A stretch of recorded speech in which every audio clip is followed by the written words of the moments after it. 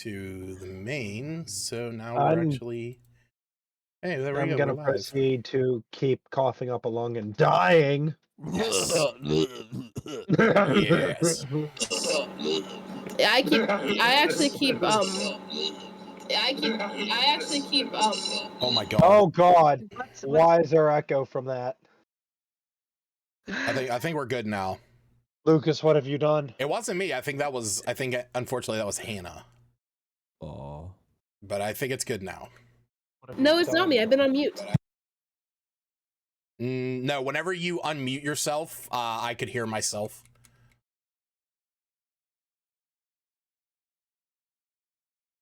Man, should be good. I can't believe we got rid of the gaming license. It was so good for the community. Like, oh, can't believe it.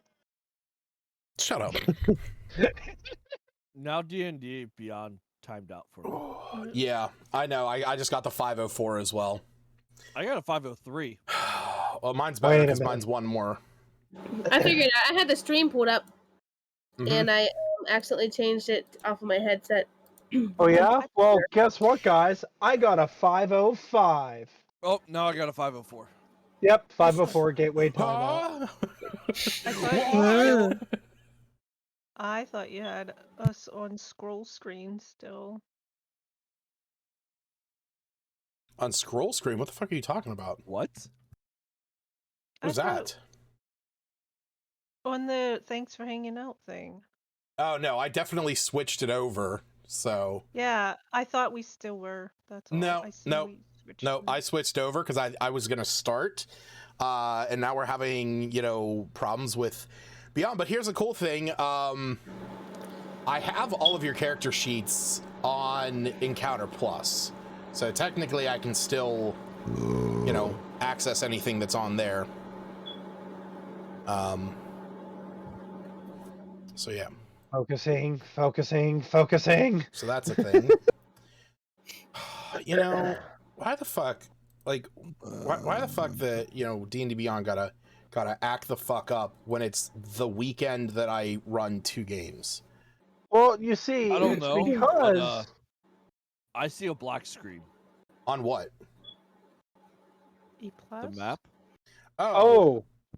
Jeez, I don't even. Now I'm getting 500. Better.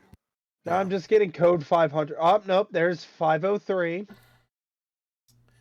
Error 54113. Yeah, February 3rd, D&D Beyond said, we're aware of an ongoing issue with users accessing character sheets. The team is currently working on a solution for the issue, and we will be sure to update you once those issues have been resolved. They then tweeted out 24 hours ago, we are aware of ongoing issues accessing character sheets. While our team implements a fix, you may see sporadic interruptions. If you have a session in the next day, we suggest saving characters to PDF just in case. And they haven't updated Well, since. why didn't you tell us to save our character sheets to PDF, Motherfucker, because they were working yesterday when I was playing at the library, because literally we all sat down and we're all like, oh, we won't be able to access our character sheets. What's up, Ms. Roy? Guess what? Now it's not fucking working. Now I can't do it. I have everyone's pulled up except for Albina's, because Hannah's was the one that I tried actually like clicking the update for, and now it's giving me the 504 error. So hers is That's it. This is now a Call of Duty Warzone session. Yeah, hold on. Let me jump over to the arcade. Remember, guys, no Russian. All right, so let me ask this: does everyone have their character sheet up? Okay. Yeah. Does that answer that question? Makes it very difficult. Yeah, I got 503. I get it. It's boobs backwards. Huh? If only it were error 58008. Oh, I wish. God damn it. Why does it gotta happen? No. Because all I did was click one thing on my character sheet, and now the entire website just won't open. Yeah. Like I said, I have all of your character sheets up. I can actually roll for all of you. And it even comes over on No, I've let you roll for my characters in the past, and it's always resulted in my almost death. That's true. Right. That's true. I won't So, even. Yeah. question for you, Lucas. Uh huh. Should I be able to roll for my character and it Yep. pop up on my roll for my character on my phone? Should it be able to pop up on the web client? Yes, because it just pulls the game log for Phandalin 5. So you could do it on any device that you want as long as it's in the ruler for Phandalin 5, it'll come up. Why is it working on the phone?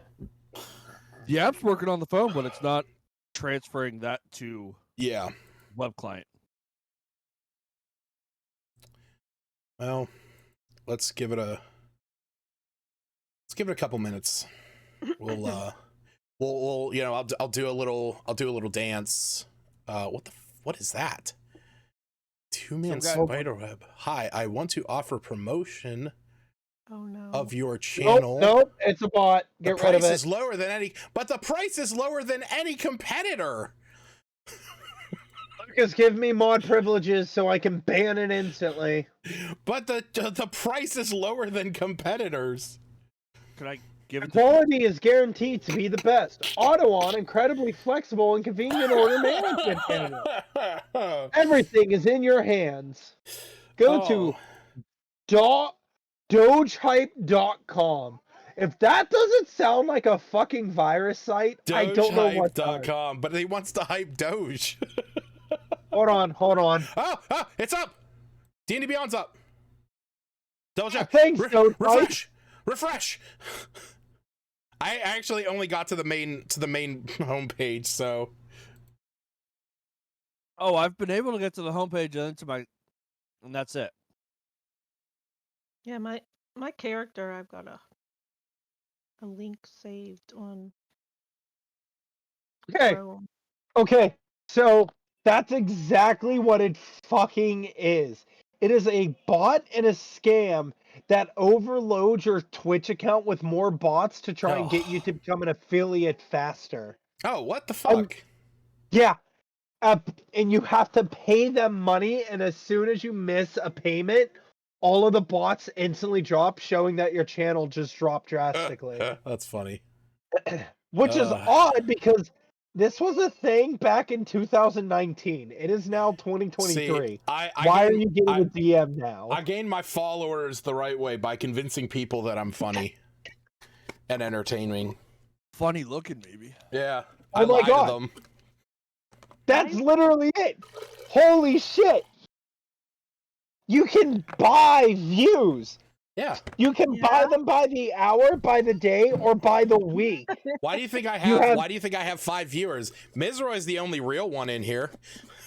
Oh, I don't know. You can just buy Twitch followers. Here, how much do you want? It's saying buy now for $0 and 0 cents. God damn it! I give Aaron All VIP right, status. What a schmuck. Let's try. Let's try buying you some viewers right now. I want to message Beyond and just be like, hey, can you just like get this one player's character sheet up, like bypass everything? I'm in there too, man. Yeah, I know. Yours is the only one I can't access. No, wait, why didn't it log me into my Twitch? I'm watching you, but I was on guest. What I don't know. What garbage. Oh, okay, now this? Albina's has switched from a 504 to a 503. Maybe if I update it, it'll just keep going down until I'm in. Bounces between 503 and 504 because it's basically saying 503, the website's not even pinging at all, and 504 is it sends you that first ping, but then it just doesn't. How can I download it? I have mine pulled up. So the website's just broken. Nah. I can't download it, can I?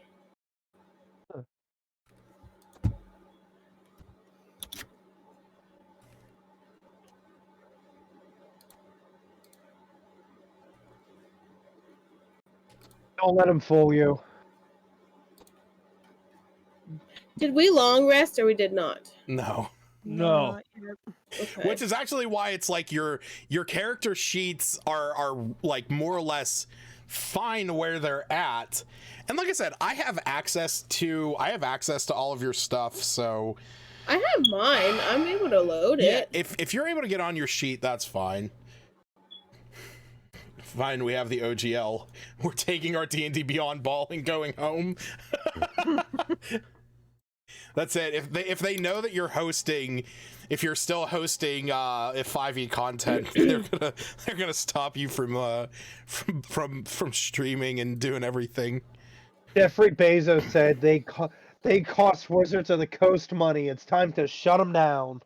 Jesus. Dude, Jeff Bezos better shut the fuck up about anything D&D. They're getting all kinds of money thanks to Critical Role, which Critical Role actually has nothing to do with D&D, but it is. I just saw a teaser trailer for Critical Role. I guess they're doing like good. another. Or something. They're doing their second campaign. So right now they have out season 1 of the Mighty Nine, Vox Machina, the Legends of Vox Machina. They have out season 1. They're currently going through season 2. They put out a trailer for season 3. I mean, not season 3, but for the Mighty Nine, which is their second campaign. But they claim that they're doing 3 to 5 seasons of Vox Machina, which means it's going to be like 3 or 4 years before we'd ever see Mighty Nine. I don't like how this camera is flickering. I thought it was on 60 hertz. Let's change it to 50. No, I'm it's giving right. up on refreshing the page for D&D Beyond. Somebody tell me when I can refresh it. I haven't. I was just gonna spam you all these screenshots, but no. No, I'm just like I afraid said, it's gonna stop working. I have everything on Encounter Plus. I can access all of your character sheets, see all of your skills, all of your spells. I can I'm fine see with all of making your Lucas work, you abilities. guys. What do you think? Yeah, I have Initially, to. isn't I don't know. We'll be doing role play, talking to the actual. Oh yeah. people Oh for a yeah. bit. Yeah. No, you will. Oh. So I need to know my abilities you in back. case if I need to stab one of them. we need to Like I stop. said, I would Persuade prefer. them and lie I would to prefer them. as long as you guys have your stuff, I'm cool. Because I'm assuming any one of you has dice within reach, and I can Yeah. also roll on my screen for you guys if it comes to it. So In with the that, glove box of my car. we might as well just move on. Yeah. I got Oh you shit! back. I It's literally exciting just to get to use our real dice. as I say that, I literally just got Albina's character sheet up. Yeah, my sheet just jumped. You know my what? D&D Beyond would do Oh, this D&D to me Beyond because is now just working because even the encounter log is now working, so we should be okay. they don't want me to be able to roll. They're like, "Oh, she's excited I'm now about. We got seeing better that make this you work." is rolling initiative, and he's rolling initiative Yeah. again, and Albina is rolling initiative. It's not. There's nothing coming over yet. Mine hasn't landed. It's still flying in the air. Disconnected. Yeah. Reconnected. Yep. Yeah. So now I'm seeing Acheron blades initiatives. It's just probably going to take a hot second for stuff to get over. So as long as you guys can see what you roll, I'm gonna believe you. I got a nat 20. Yeah. Well, that's I rolled like 3 nat 20s just Yeah. testing this shit. I'm like, really? I do actually see that you rolled a nat 20. I'm screenshotting it. I'm not taking any. I'm getting my inspiration. I already have inspiration. Yeah, see, it's weird because like if I refresh the encounter log, it puts the game, it shows me all of your numbers, but it's not showing them as you roll. So it is probably still having a bit of a hiccup, but we're just gonna move on. It's probably just recovering, and encounter log also might be. I did just actually update encounter log, so it could also be part of that. Now, we don't start the session with inspiration, right? So I No. could just keep my inspiration that I had last session. Yeah, you lose inspiration at the end of a long rest, or yeah, at the beginning of a long rest. So We haven't long rested, so. you have not. So if you had it last session, you'll have it now. So then my nat 20 now. Why are we rolling initiative? No, you're not rolling initiative. I don't. Oh, I thought you said. He No, that was needs to do Aaron being a dick. recap. No, that's Okay. me seeing if my rolls would come He was over. I thought you were distracted. saying we all needed to roll initiative, and I was like, No. "Nat 20!" I was all excited for nothing. No, yeah, I did. Nope, you're fine. I was about to tell Smith, take Aw. my inspiration. No, it's all good. I'm just trying to get the roller working, because for some reason it's not up, like, giving me the up to moment stuff, so I'm actually trying to do an older version of That's encounter okay. log. So give me just a second. I know, because there's like one version of it that works for my stuff for some reason. All right, but while this is going through, just gonna do a quick recap, since last session was basically just combat. So you guys arrived on the scene at Axholm as you saw an entire horde of orcs that had banners raised, were hooping and hollering all over the place, ready to march forward and siege Axholm. You guys sprung into action upon seeing one particular thing, which was a cart being rushed towards the bridge leading to Axholm. Upon it getting right up to the edge of the bridge, Smith, and I believe you also cast a fire, I think you cast an Eldritch Blast at something, but Smith cast a fireball, Seftis shot a flaming arrow, and I believe everyone kind of was aiming at the orcs further up in this whole barrage. Somebody did aim at one of the orcs that explodes, one of the orc claws of Yurtis. So this kind of set off the leading chain of events that occurred around the battle. The cart exploded in the giant fireball, which ended up destroying a large portion of the bridge. I'll draw it here. That's too small. With the bridge kind of being destroyed from this line and back, bits and pieces falling down into the river, with also some of the guards that were on there in a standing defense falling down into the river, including your old ally Vanadar. The combat continued. You guys were kind of sequestered back to this back corner, as there were spheres of darkness that were being unleashed upon you guys, kind of keeping you blocked off. Smith using the flying carpet to get above everything, and the rest of you doing what you could to stay out of the spheres. Luckily, you has Devil Sight, so he was able to see through it. Combat. Which I totally forgotten. That's why I was running in and out of. Yeah. the, Which I did remind you at one point. I'm like, oh yeah. But you guys were able to push through this attack and were able to defeat this army of orcs. There was one point where an orc got close to the bridge. He had some bag held over his head, but you were able to kill him before he was able to do anything. There was one of the orcs of Yurtis who the Orcan of Yurtis that went forward and exploded, covering the area in a corruption of poison and acid. But in the end, you guys were able to kill all the orcs except for the ones that you was able to see running away, the ones that were wielding scimitars and were understandably potentially the ones creating the spheres of darkness, because those spheres never went down with any of the orcs that you guys killed. They only dissipated when those other orcs ran off.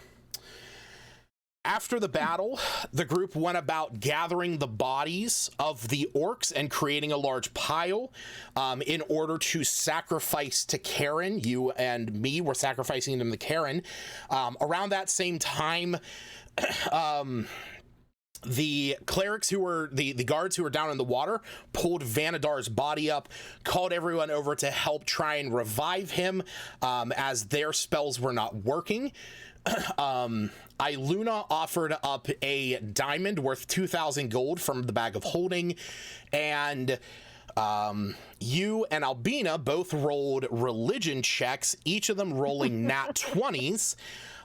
When this happened, the ship of the dead, the ferry that Karen pilots, appeared along the river, and on that ship was Vanadar's spirit alongside the visage of Moradin, the Lord of the Forge, the Dwarven Allfather, as well as Albina's not patron, but deity, Tempest, the god of war. Tempest took the bodies, took the spirits of the orcs that were killed, summoned them to his side, forming a new legion on the ship with him. And Karen ushered Vanadar back to his physical being. And at that point, Moradin was able to raise the bridge, repairing it back to its previous state. And then that was pretty much where we ended off. What's that? Oh, I just said mostly. Mostly? I was agreeing. Oh, okay. So that was pretty much where we ended up, because as the bridge was being raised, that was whenever Lenine and a few of the guards came out of Axholm, kind of surveying the damage and the situation as the ship continued, the ship of the dead continuing down the river along the mountains. So that's where we're going to pick up. Vanadar is now up, and you guys have free action. Yeah, Initiative. no. Fireball. That's right. Suicide fireball again. I've got one more. Boom, bridge is gone again. Let's do it all over. I'll mend it. I wasn't going to do it on the bridge. I was going to just cast it on us. No, Iluna went. Oh my goodness. Mm-hmm. I just got stuck on the W. That's fine. Iluna would have went to Vanadar and just, I don't know, make sure he was okay. And I think that's where I left off, saying he's needed here. And he said something about Moradin told him the bridges. Oh yeah. When he died, he came before Moradin, and Moradin exclaimed that, explained to Vanadar that his time on the Mortal Coil was not over, that he had a bridge to build. But Moradin, seeing the devotion paid to him, the willingness to sacrifice material value, as well as the religious commitment from the two, from the two that gain their powers from more supernatural forces, being Albina the cleric and you the warlock, he saw the right in this party, and aiding in his cleric's revival, saw forth to forge the bridge between the two. So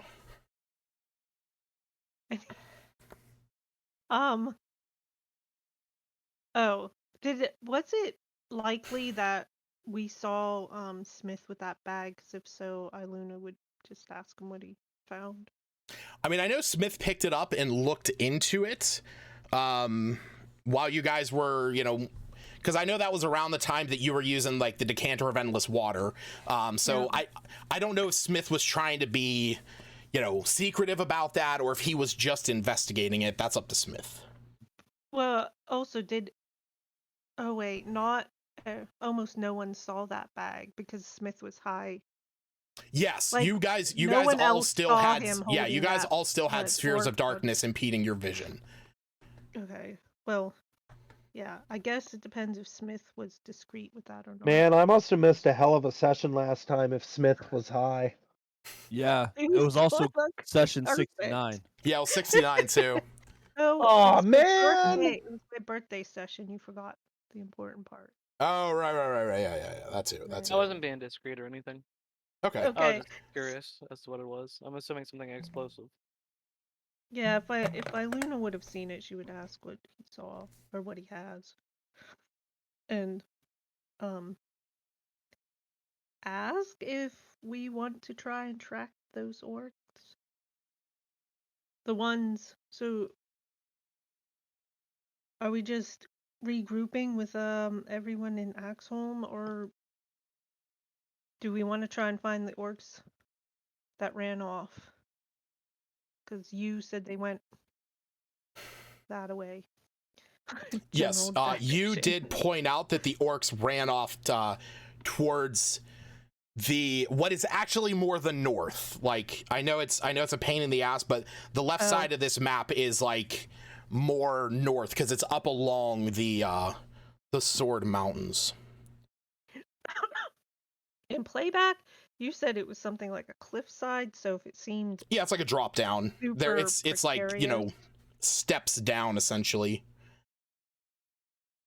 Or are we just gonna regroup here in Axholm and deal with those presumed darkness creators?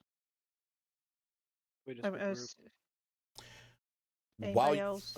While you are discussing this, you see Lenine over on the bridge. She has some dust on her, she kind of has like a little bit of like dirt and smudges on her. As she is directing the guards that are up top to come down and retrieve the bodies here on the bridge. As I see the dust and whatnot on her, I'm gonna go point at her and prestidigitation to clean her up. She's walking over to all of you. You can see that she has a bit of like a somberness to her step. I think all of us need. I'm gonna do that and then instantly hide behind Seftus. She. Oh no! When she comes over, she sees you point the finger. All of a sudden, all the dust and dirt that's on her is gone. She kind of pauses and looks at you, and then she looks up at all of you and she says, she looks over at Iluna, in fact, says, "You wouldn't happen to have another one of those diamonds, would you?" And you can see as she's saying this, like, there's a redness starting to come to her face. Yes. Why? I don't know if it'll work, but we need to try something. Please, come with me. Albina would run with her. Yeah, if I she was gonna hears that. say, the next thing I was gonna do is look for Lenine anyhow after asking Smith about his thing. Yeah, what she would just follow her as quickly as she. All right. So,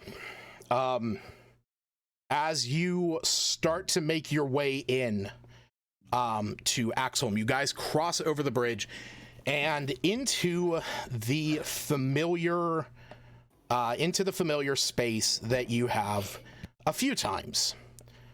You are following up behind Lenine, who is marching you guys in.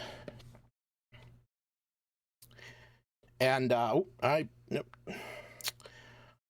unpresented instead of presenting. Oh, why is that coming up? I was gonna say, I think Iluna would gesture back to them, cleric. Right. I don't know who they Hold were. on, The ones who helped. I gotta restart that map because it's not showing right. There we go. The ones who helped bring Vanadar back. Wait, sorry, say it again. Iluna would gesture back to the guys who helped bring Vanadar back. Okay. To go with you?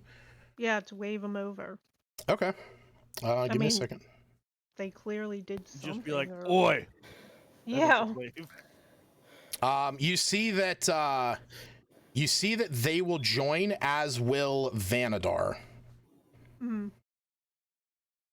Okay, let me just throw a. Can I come with you?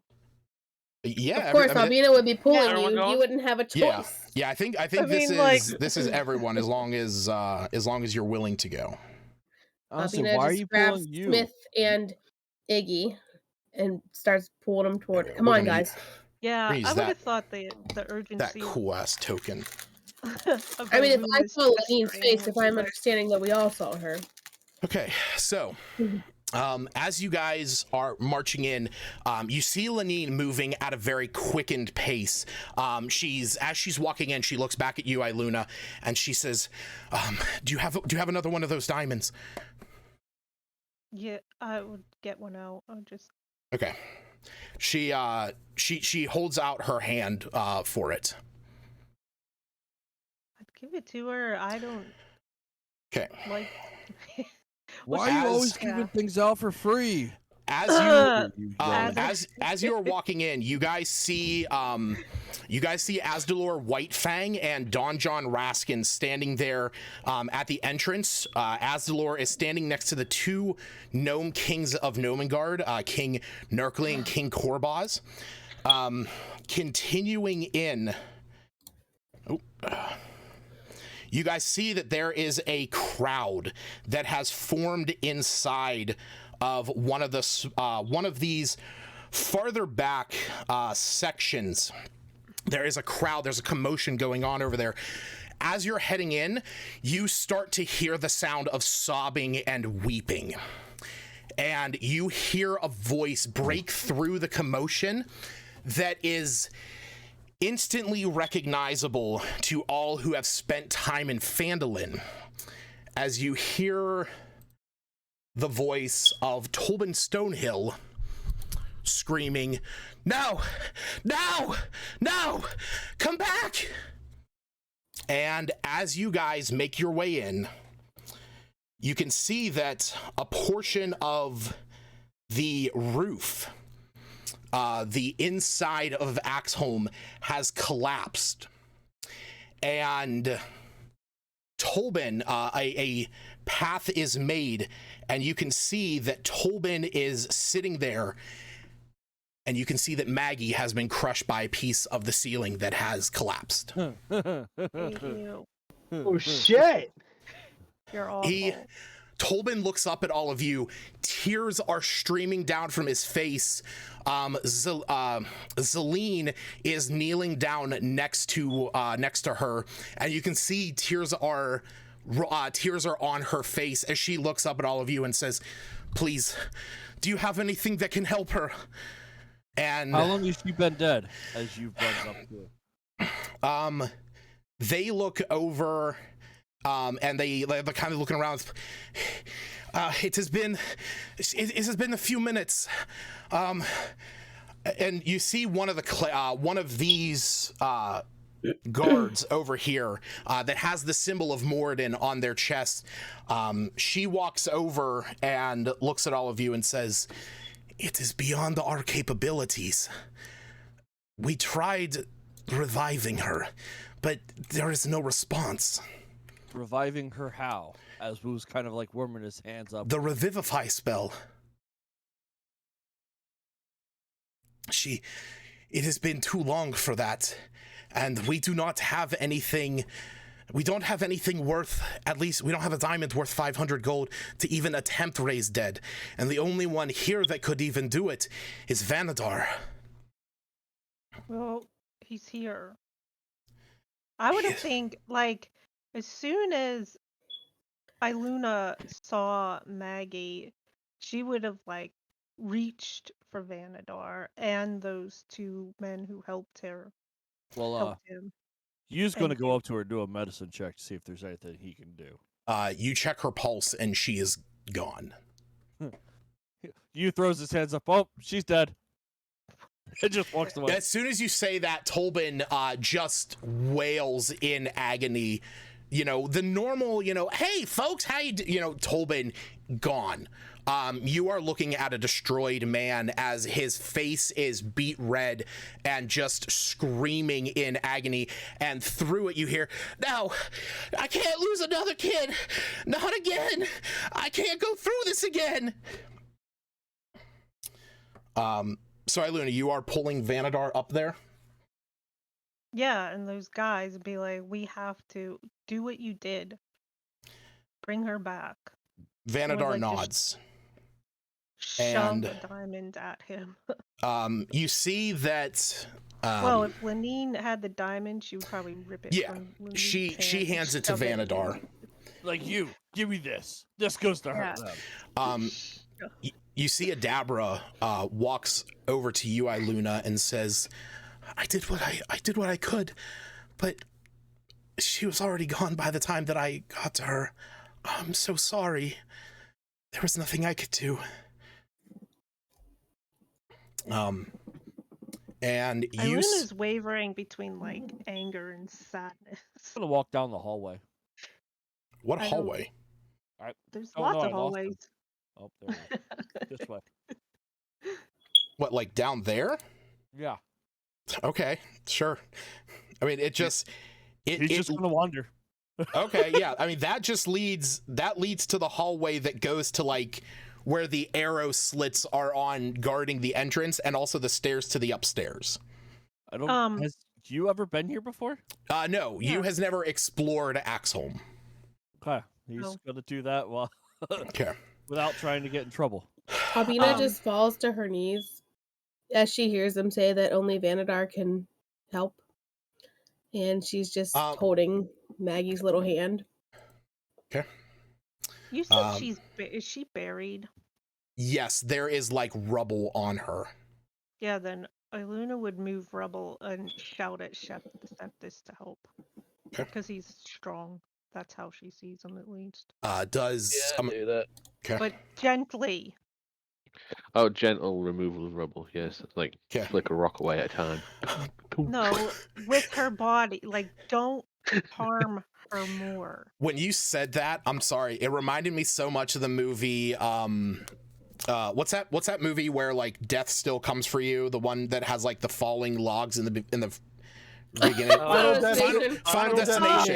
It's that one scene where it's like they're trying to get the woman out of the car, and she's like, "Can you keep that down?" And he's like, "Sorry, I'll put it on quiet mode," and just hits the car. It sets off the airbag and sends her head into the thing of wood, killing her. The only thing I remember about that is literally the log truck, and every time I see why people won't drive down the highway behind a log truck. How about no? How long that movie been around? So, you see Vanadar step forward, and he takes the diamond and rubs his hands together, presses it against Maggie's body. Septis, you're starting to clear this rubble. You can see that in this open section where there is still work being done to Axholm, the supports just collapsed from something at some point, bringing down a huge section of the ceiling. Vanadar does what he can and is trying to talk over the crying and wailing of Tolbin. You see Zelene has moved over and is trying to comfort him as much as she can, holding on to Maggie's head, and Tolbin is like pressed into Zelene's clothing, just this muffled crying now, as he is just, you see his chest heaving with a labored breath every second. Vanadar takes the diamond and presses his hand against Maggie's body and begins casting this spell. And he looks at all of you and looks at the two that are next to him, and the one says, This is going to take a while. This spell takes about an hour to cast. You must understand, this should bring her back. But coming back from the dead in this manner is an ordeal. It will close all of her wounds, but if any parts of her body are missing, it will not put those back. We will do what we can, but you will need to give us time.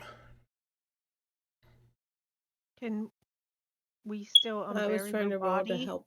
Yes, while you please. do this? Absolutely. If you can clear out this area, it'll make it a lot easier for us. I think at times you might hear her whisper or mumble stuff about bringing Bulba back and her precious little plant friends. I think Iluna would ask people to either stay back or help clear rubble. If they can't help clear, just and continue, like, encourage Zelene to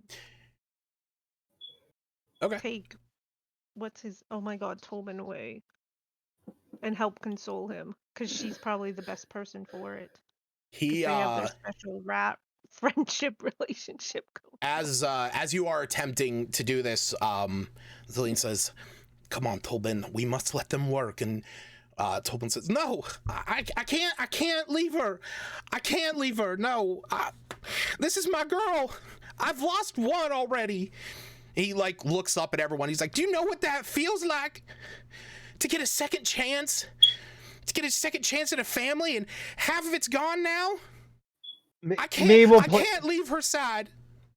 Me will walk up and place his hands on his shoulder and say, "I know very well what you're talking about, but either you need to let them work and take a step back, or there is going to be another loss.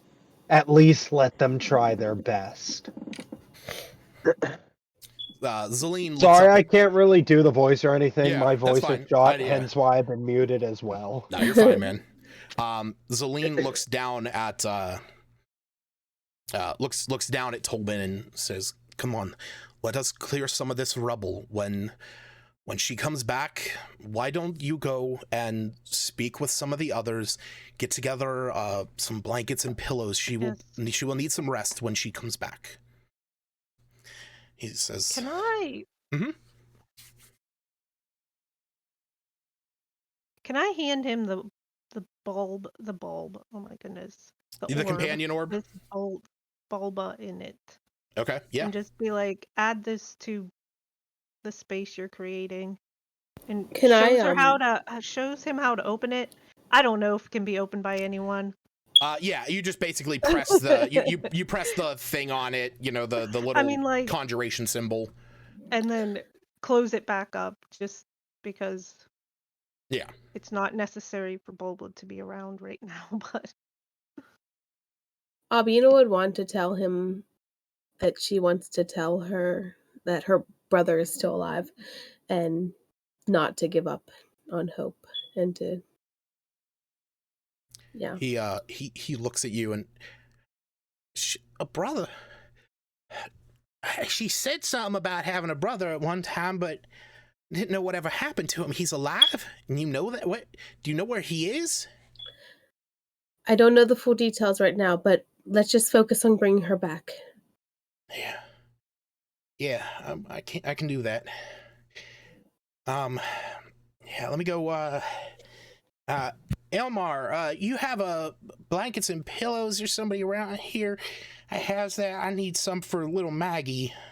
You see that he heads over to speak with or Elmar. While this is going on, you see Ander walks over and joins in the effort of moving the debris out of the way. As there's a solemnness, to this. While this is going on, I'm gonna say, everyone can kind of see that Thistle has kind of retreated into one of the corners. Iluna would be worried for her. I think if things look settled, like those who can do things are taking care of stuff, she'd probably look for Thistle. Yeah, you especially see that, if her body looks like she's becoming uncovered and there's people carefully. Yeah. Yeah, like I said, you can see that she's kind of like tucked away in one of the corners. Yeah, I was gonna say she'd look for Lenine too, but if she sees. Yeah, Lenine at this point is actually over speaking with Don John, with the gnomes, and with Asdalor. You can hear them discussing the orcs, how many numbers there were, more things along the sides of strategy. Yeah, with regards to Lenine, if she seeks her out next, it would just to be like about the numbers that were lost. The soldiers, the guards, or whatever. Okay. But if she sees Thistle by herself, she'd go there first. Okay. While you were heading over there, what is everyone else doing? I know you was heading up that hallway. I mean, really not going to find much other than just like supplies that the people from Phandalin have brought down. They've kind of like loaded up some of these parts of this hallway with just their supplies. Were you looking for anything specific or just kind of like checking out the place? Aaron? Have I disconnected or did Aaron? Oh, I think Aaron did, because you're still here. All right. Aaron's showing, but yeah, he's it shows that he's there. He's just ignoring us. He might have disconnected or something, or somebody like, I know that his dad often comes down and talks to him. So we'll move over. I know Albina, what are you doing at this time? Blow my nose. It's just it's really good for the role play. Yeah. Albina's just she's gonna stand up, get off of her knees, and as she's starting to cry, and she's just looking at Vanadar, she says, "Just, is there anything I can help? How can I help you?" She's just wiping the tears from her eyes and just waiting for his response. He is deep in the process of casting this spell, but he looks over at one of the other clerics. They look up at you, and he says, "You were able to help us with bringing back Sir Vanadar. If you are able to offer any prayer to your deity, it would be appreciated." Awesome. Yeah, I already rolled the religion check, but I wasn't sure how. Yeah, it's if I need to add more items. Yeah, for some reason it's just not coming through on the roller, it's okay. but I can definitely see it. It's just it's not coming through on the roller on okay. like on the screen for everybody else. But you got a 22, so we will take that into account. Awesome. Smith, what are you doing at this time? Just kind of chilling. Just trying to stay out of the way. Maybe helping Mage hand some rocks if needed. Okay. That would be good. I think Iluna would wonder why you weren't helping. Yeah, Smith's just standing there like, it's all right. I mean, yeah, I feel like I just get in the way, but yeah, I'll be trying to mage hand some stuff. Okay. Not very strong. Me, what are you doing? Oh, I mean, I've never really met these people whatsoever. I just told the one guy that I've been there, I've had great loss before, and just let them work, and maybe it'll all work out. So, okay. All right, that's fine. So don't know if Aaron's back yet. Nope, doesn't sound like it.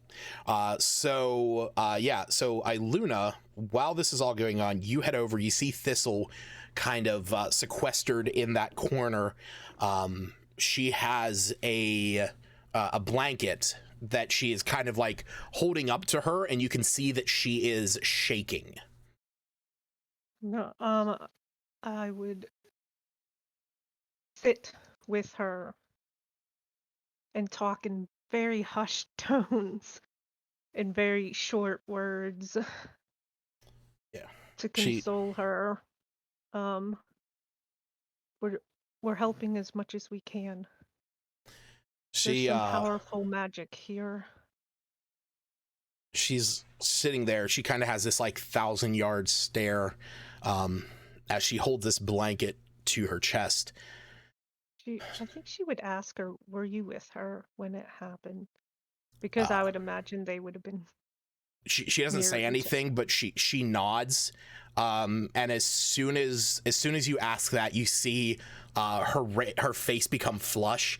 Tears instantly well in her eyes as she bites the end of the blanket, stifling her crying. Then she's just like nodding her head very slowly in the affirmative. I think I would ask her if she wants to help Tobin or even step outside. If not, I can sit here with her. She shakes her head. No.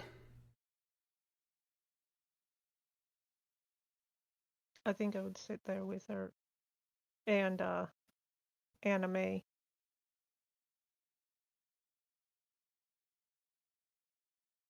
I don't know what else to say or do. Because the logic part wants to regroup with Lenine, but I don't know, in this hour of waiting, maybe it's just best to sit with this kid. Roll me a perception check.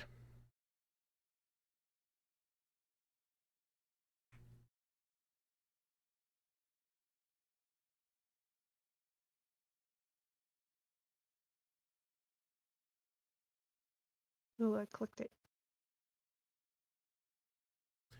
God, this encounter log is just... It's very high. Not helping me today. Okay, 19. Well, with my plus 10, it's pretty high. Yeah.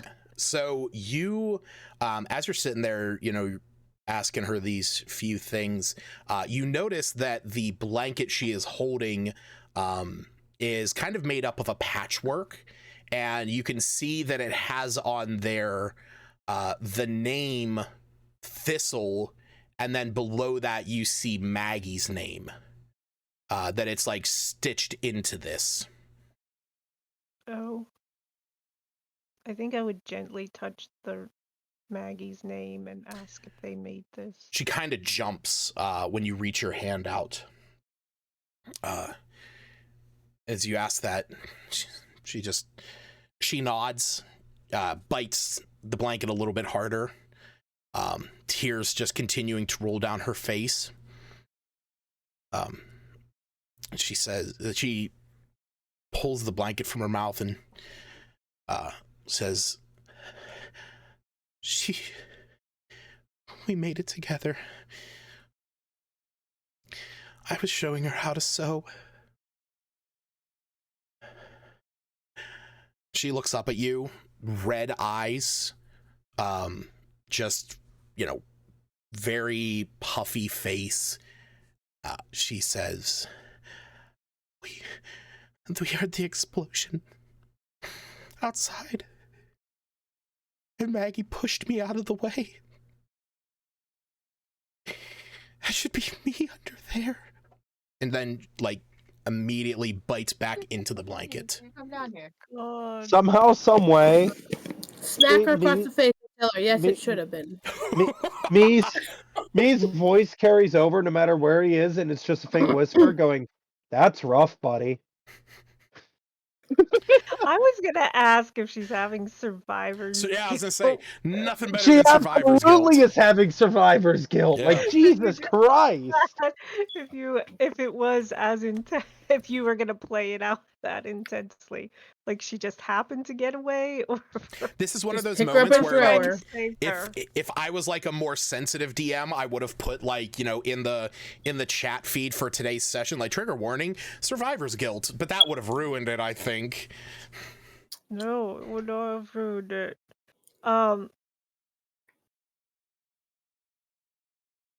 Yeah, Lucas, Well, I'm Luna highly was triggered right now, so Cool. I'll keep going. Thanks. Luna obviously. Well, she's been through a lot those recent times. I'm trying to think if she would have survivor's guilt. I was While, gonna say it's a good thing Albina's not there. while you're having this thought, Thistle kind of like throws her head like against yours. She has that blanket held tight to her, but she's kind of like holding into you. You can hear her mumbling something, you know, like into you, but you can't. It's unintelligible. You can't understand what she's saying. But like you can just hear her weeping, into your, into you, like holding on to you. She would sit and console her and just let her do what she, and I don't know, needs to do. That's why she sat with her, not actually. There's nothing. She would just say, she's with the most expert people we're aware of. I'm back, by the And way. Welcome back. unless we go screaming for Karen again. You missed survivor's guilt.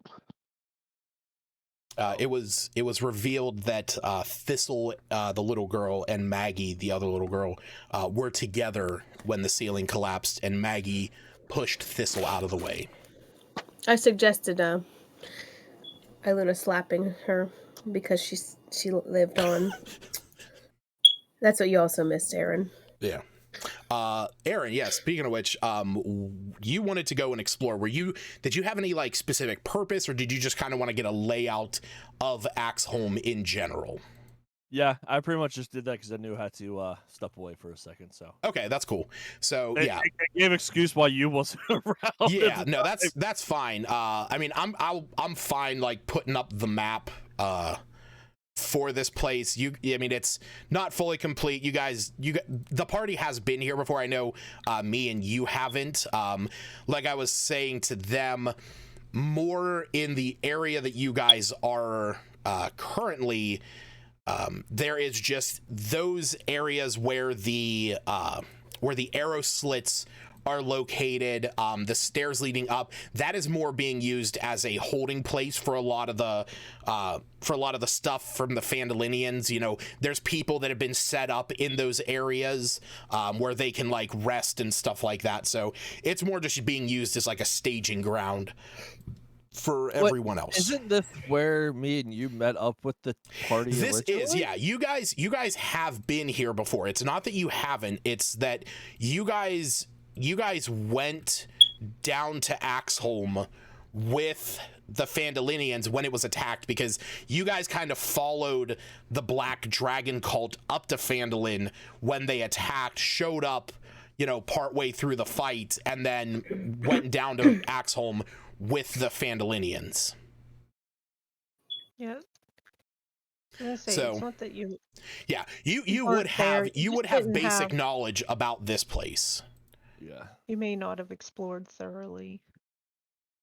I don't know if you actually comes back. I guess once he hears that there's not, all the crying stops, he'll come back and kind of be like, "Oh, we finally put her to rest." I didn't think the crying stopped. Yeah, no, the crying definitely hasn't stopped, as you can still hear Tolbin crying while he is walking around looking for a blanket and pillow, trying to now, keep himself moving forward. All right. So we'll say, did anybody else want to do anything before we do a little bit of a step forward? Is there anybody else that wants to do anything at this moment? No, I mean, except talk with Lenine, but she's waiting. Okay. I guess. Even though it seems a waste of time in some aspects. So to just sit and wait. Hey, you know what? Sometimes sitting with those that you need is more than enough. Sometimes. You need no one but me. There you go. So Smith, I did forget to bring this up. I know we kind of moved on past this at the very end of last session because those religion checks kind of ended up taking precedence. But you were investigating that black powder, right? And you got you were like an 18 or 19, right? Mm-hmm. Okay. So 27 altogether. 27. Okay. So we'll say some time has gone by with the combined efforts of Ander, Smith, Seftis. Zelene is walking around with Tolbin at the moment. And you actually, Daslin and Norbis, the two dwarves from the excavation site where the Temple of Moradin is being set up, they are actually here helping you guys move all of this stuff out. And it eventually gets to a point where you are able to, Maggie's body is now visible. You can see, though, underneath the rubble, one of her legs did get detached. No. So they're. I'm gonna say Seftis and Smith, but also Albina. We'll maybe say that good medicine check to stitch it back on.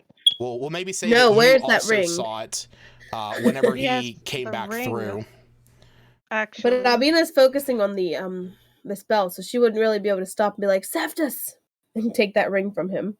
Well, that's like, true. Please. That Seftus would better work. remember on his own. that would work, and I will say that would work, but that ring only works if you have Every one hit 6 point. days, right?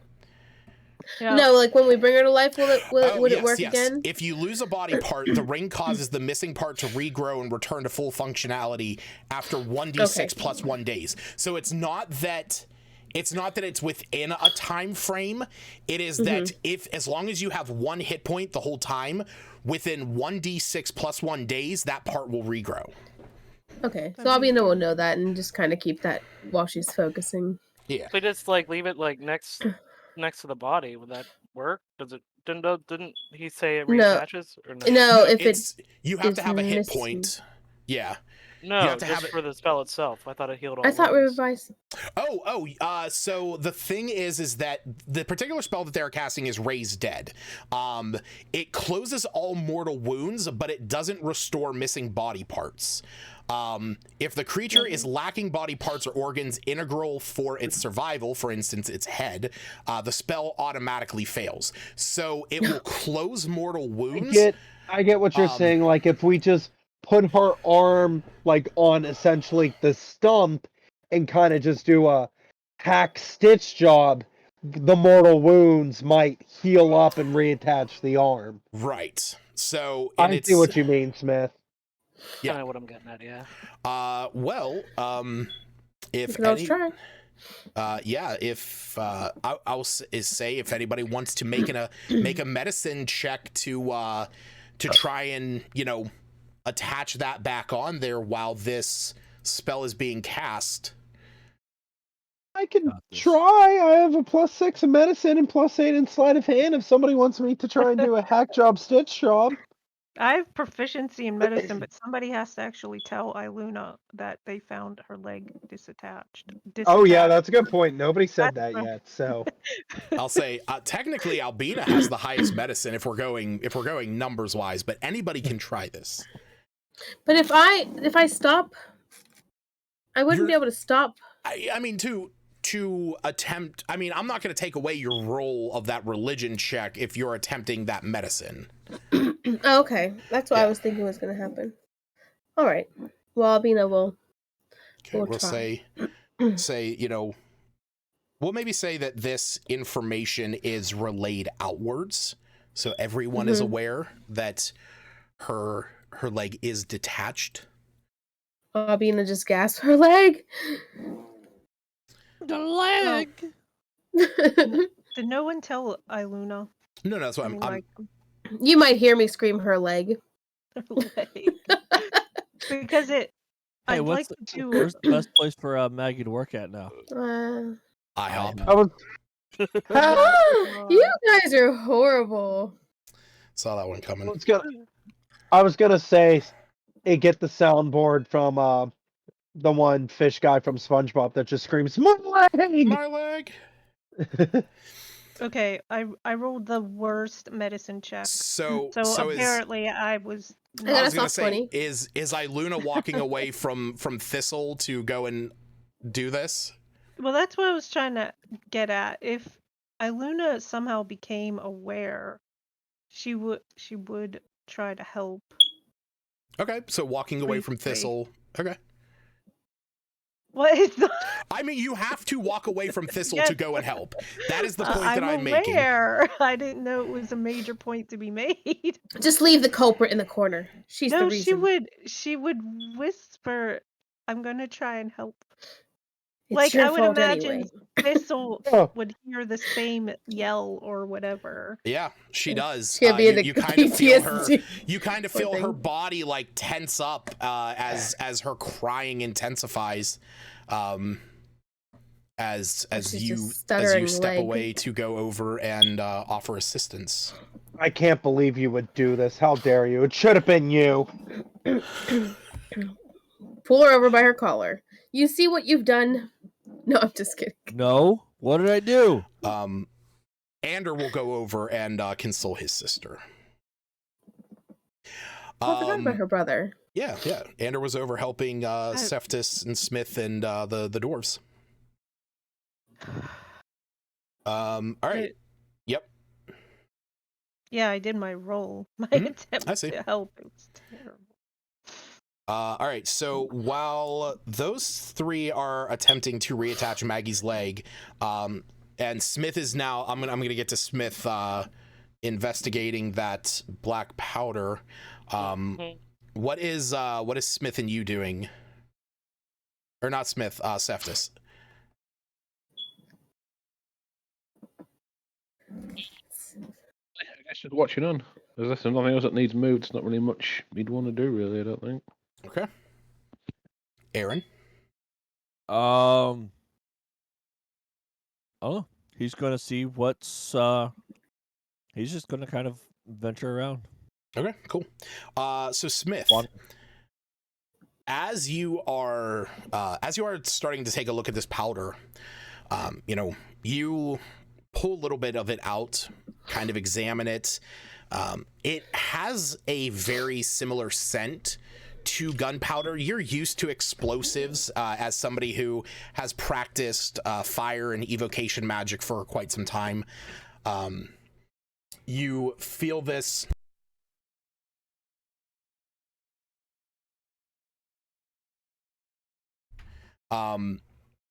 You take some time looking at this. It has the same scent, a very similar scent to gunpowder, but there is something about it that is different. It almost, in a sense, has a similar smell to embalming fluid. That there's something different about it. It doesn't just feel like normal gunpowder. It doesn't even feel like gunpowder that has been ground more fine for some reason. There's something more to this. Holy shit, all the rolls are coming in now. I see that. Is that what that was? Something caught the corner of my eye. I was like, what? Why? Yeah. Yeah, they're just catching up. Yeah, it is now catching up with everything. I was wondering.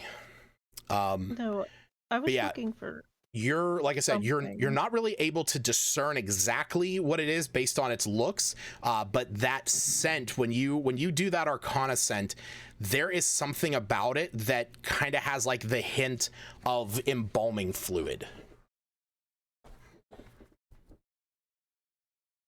Lead me to believe anything? The connection that you make between that,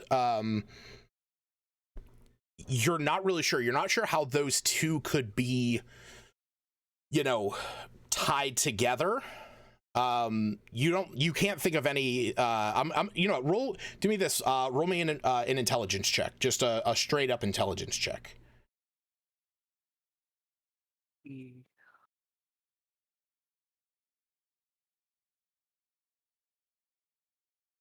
That one. Yay, that one. Why is it still not showing up on my ruler? So lagged. Yeah, Smith, you are not able to discern Identify? anything. What's that? Identify? You can cast Identify if you want. Ritual. Okay. So, while everything else is going on, Smith begins to perform a ritual at the table. This actually catches the attention of the two gnome kings, King Korbaz and King Nerkly. Wait, you said at a table? Where's the table? Where your token is next to. Let me refresh my map. Oh yeah, you're good. I want to do this away from Maggie and everybody, obviously. Oh yeah, it's not other... hidden, but right. I mean, just stares at him, gives him this glare. What the hell are you doing? She's dead, and you're over there investigating stuff. Beauregard, stay out. Yeah, like I said, you're not directly where they are, but you have kind of caught the attention of King Korbaz and King Nerkly. As they come over and as you're starting to cast this ritual, they look up at you and say, "What exactly do you have there?" Potatoes. Looks like gunpowder. The orcs had it outside and they were getting ready to throw it. I'm assuming it's explosive, but I was just trying to figure out more about it. Indeed, it seems too fine to be gunpowder. Why would anyone see? You see one of them reaches forward, and you have your hand on this the whole time, the one reaches his hand forward, kind of sticks his finger into the powder and takes it out, sniffs it, tastes it. Oh my goodness. Smells like poo. That tastes like shit. Well, sir, that is. And he says, what is that? Why does that? It tastes like gunpowder. And he looks at the other. So Korbaz looks at Nerkly and says, "It tastes like gunpowder. It does, but there's something else. It's." You might want to refrain from ingesting it until I figure out what it is. And Korbaz says, he falls over. "Yes, please wipe your tongue." And Nerkly's okay. He takes a rag that's sitting here on the table and wipes it off and what a character. Says, "That's necromantic fluid." Now we took some pit. And then you see Nerkly, he gets this raised eyebrow and he holds his hands out in front of him, and almost like in a wave, you see his eyes start to glow, and he blinks, and he looks down at this and says, "That is strange. It is radiating evocation and necromancy magic." Interesting. And he looks up at you, Smith, and says, "I see that you as well are radiating a large amount of evocation and necromancy. Is this of your design?" It is not. He's looking at Smith saying that, or is he looking? Yes. Okay. My robes. Yeah, Smith has the robes of the necromancer. Well, he said you, so that's why I know, you piece of shit. He looks up at he looks up at Smith, and when he says this, he looks back down his hands and says, "I'm assuming you are identifying it." Yeah. Yes. Okay. I'm curious to know of what it does. So After you ingest it. yes. So I was expecting to see. we'll say some time goes by. As he is doing this, for those three over at the incident site, Albina, your history with being a war cleric, somebody who's been on a battlefield before, you have seen wounds like this, and while Raise Dead is not necessarily a spell that is used callously out on the battlefield because of its timely nature and its cost, you are familiar with, you are at least somewhat familiar with stitching parts back together into some degree of accuracy. And so you start to do what you can to bind this. I'm going to say Iluna, I would imagine Iluna is somebody being somebody who lives a nomadic life. You probably have like some basic sewing supplies and like stitchery. Sure. I mean, she's always has those medicine kits. I don't know what. So yeah, we'll say that we'll say with that and with Me's knowledge of repairing bodies in like dirtier kind of places. Iluna's learned more about wound dressing, so after the fact, like keeping it clean. That's fine. Rather than stitching it up. Sure. So yeah, we'll say that Albina and Me are able to, get the area, get it cleaned up in order to get it stitched back together. You are able to get the leg reattached, and then Iluna, you are able to get it wrapped up and kind of, together so that it won't be detaching, and that it'll stay clean during this, the remaining like 45 minutes, 30 minutes that this ritual is going to go. Right before they start, Albina just of some sort. Albina just touches Me's shoulder, just carefully. She's very dear to us. Please.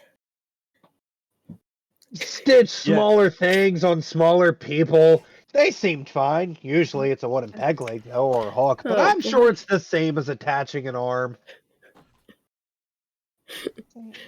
She just says please again in Goblin. Please. It's a leg. I want you to know, as he's doing this and he's stitching her up, he actively sneezes directly into the wound as he's stitching her up. Christ. Iluna would push him the hell over. Oh my gosh. No. You push him over while he's holding the needle and thread, that arm's coming back with him. Leg. It's a leg. Or the leg. The leg's coming back with... Wait, I'm supposed to be attaching a leg? Oh no, guys, we messed up. Whose arm am I stitching on? Yeah, you guys see it. You guys see at one point just somehow Me just has like a random arm. Stitching on an arm where her leg should be. Minor illusion. You know what? It was one of the orc arms outside. Just you grabbed it and it was in your back pocket. It was you using minor illusion to change the leg to an arm. Jesus Christ. Oh, okay. Get me and you out of here. We'll rebuild her. She'll be back stronger with orc parts. So, oh my gosh. So a little bit of time passes, and Smith, you spend this time identifying this powder. As you do, there is there's a moment where you suddenly become aware of what this particular powder does. Like I said, it has an innate it has a like necromantic and evocation school to it, but what you realize is that this is a powder that has been infused with essence of Fireball and essence of Animate Dead. A fine powder that has been combined together that, when tossed and ignited, will create... not ignited, sorry. When thrown as an action, will create an area as big as a fireball that will then cast the Animate Dead spell within that area. Holy shit, if we didn't sacrifice those bodies, they were going to reanimate their entire orc army again. And keep in mind, when that orc had it above his head and was about to use it, was when he was right at the bridge where all the bodies of the guards of Axholm laid dead. Oh God! On the other side of the bridge. I'll just relay that information to the two gnomes. The two gnomes, yeah, they're kind of like waiting with bated breath, and when they holy shit, is it just Animate Dead or is it Fireball as well? It is take Animate Dead. So Animate Dead has a range of 10 feet, and you choose a pile of bones that you then or a body that you animate into a skeleton or corpse. This does that in the area of a fireball. Cool. So a 20-foot radius sphere of Animate Dead. Hurry, throw it on Maggie. No, we don't want her. Yeah, dead. throw it against Maggie. Let's go, zombie Listen, Maggie! I'm gonna have her alive one way. She won't be alive. I'm sorry to say that. The undead. Animated. But yeah, you, Smith, I'm gonna say with your arcane knowledge, you have never seen something like this before. You've never seen a concoction that combines the effects of two spells in such a way to combo their abilities. They've been playing Potion Craft.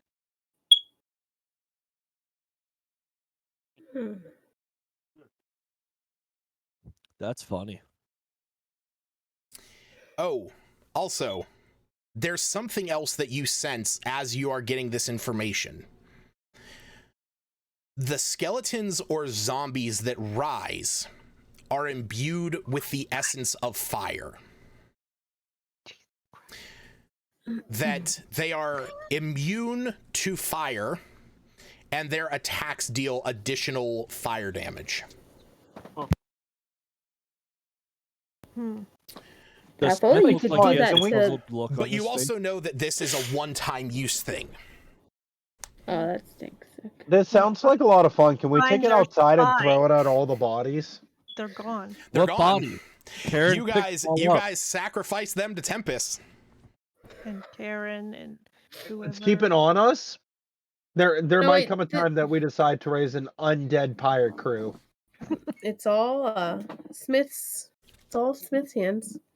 You better start believing ghost stories, because you're in one.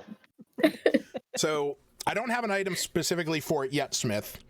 But if you want to add an other possession at the bottom of your inventory, a firebomb of Animate Dead, you can do that. Or however you want to spell it. Powder of Flaming Dead, I don't know. Listen, Smith, I just give you permission. If Albina dies sometime, you don't have to revivify me. You can use that on me and use me to kill whatever killed me or everyone else. Okay? I'm pretty sure you don't know this exists just yet. No, that's why I'm just giving him as that's my disclaimer as Hannah. Yeah. Hannah, out of game. Out of game. Use my body as you know what, Smith. Here's what we'll call it. We'll call it the powder of flaming animation. Flaming animation. So, like I said, that'll be in there. I'll add that later tonight. Yeah, I will. Baby. Yeah. Whenever when you relay this to the gnomes, they kind of look at you and they're like, "I've never heard of such a thing. In what world would you need something that does that? You're in D&D. I mean, That makes 3 of us. that is... You would have to... I mean, you would have to be extremely skilled in necromancy and evocation in order to even craft something like this. To create something like this would just be unreasonable. Mm. He looks up That's at you, why- Smith, and says, About what our where did you DM find are. this? Like I said, the orcs outside had it. We're inside, right? We're Yeah, inside you guys, the yeah, you guys fortress, are I inside. guess, or whatever. Yeah, you're in Axholm. Uh-huh. Yeah, the orcs had it. They're getting ready is- to use it. Well, thank the gods that you stopped that. I couldn't even imagine what would have happened.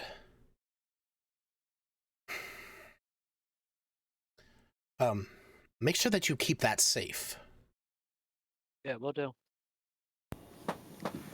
No place safer than Smith. These two guys crack me up. Their tokens are so funny looking. I love their tokens. I like them too. Yeah, Guys, they're King Korbaz. Oh yes. King Korbaz and King Nerkly, the two kings of Nomengard.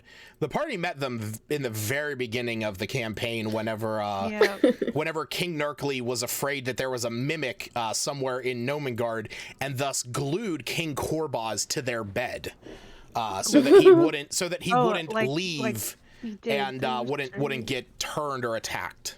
It was super early on where Stacy and Iluna learned that mimics could be multiple shapes. Mm-hmm. Wait, so what are the names? Which one's the one?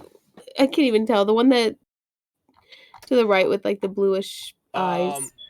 That is King Korbaz. Korvas, okay. Yeah, King Nerkly's the one that has like the eyepiece on his head. King Nerkly's the one that like licked the actual powder and like was examining. Oh, I expected the other one. Yeah, no, he's more of the tinkerer. Like, Wait.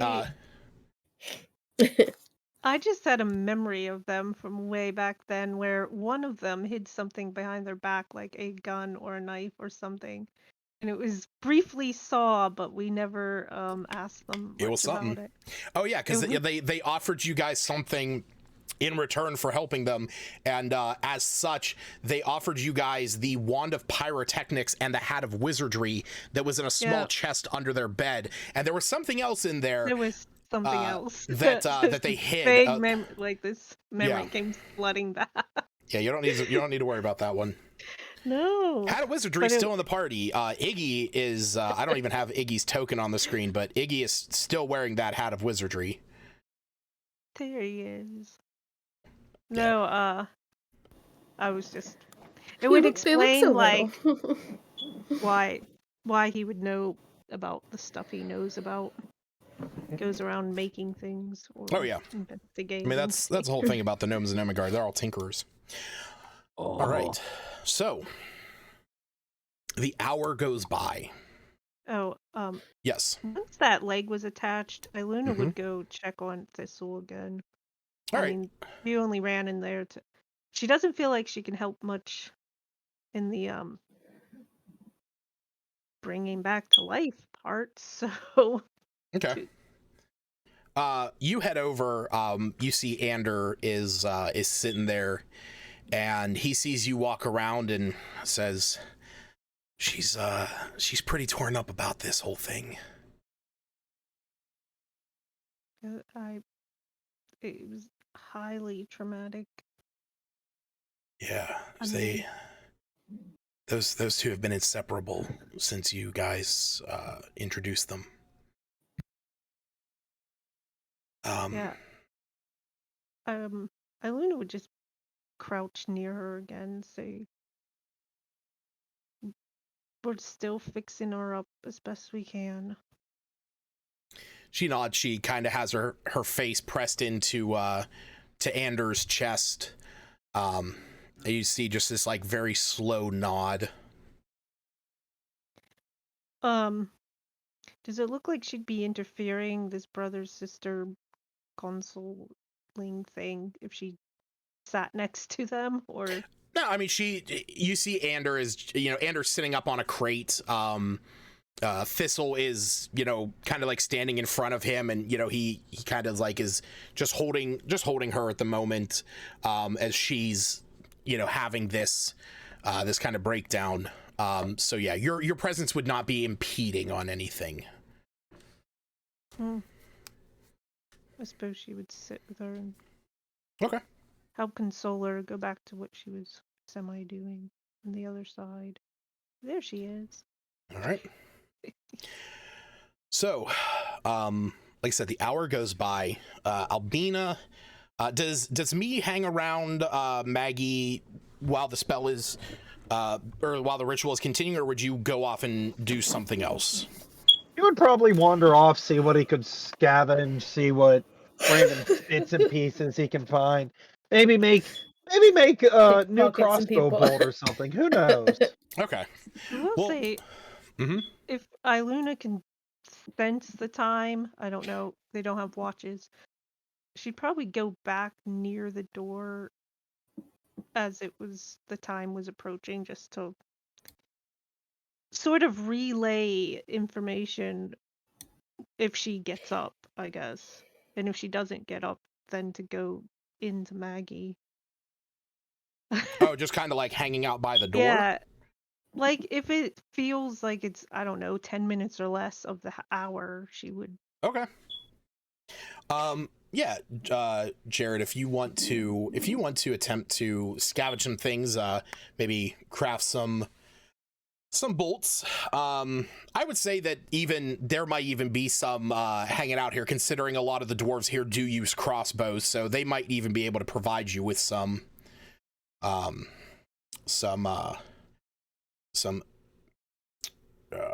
you know what? Do me a favor, Jared, roll me an investigation check. You weenie. Oh, look at that. It actually worked. Oh, it worked? Sweet. Yeah.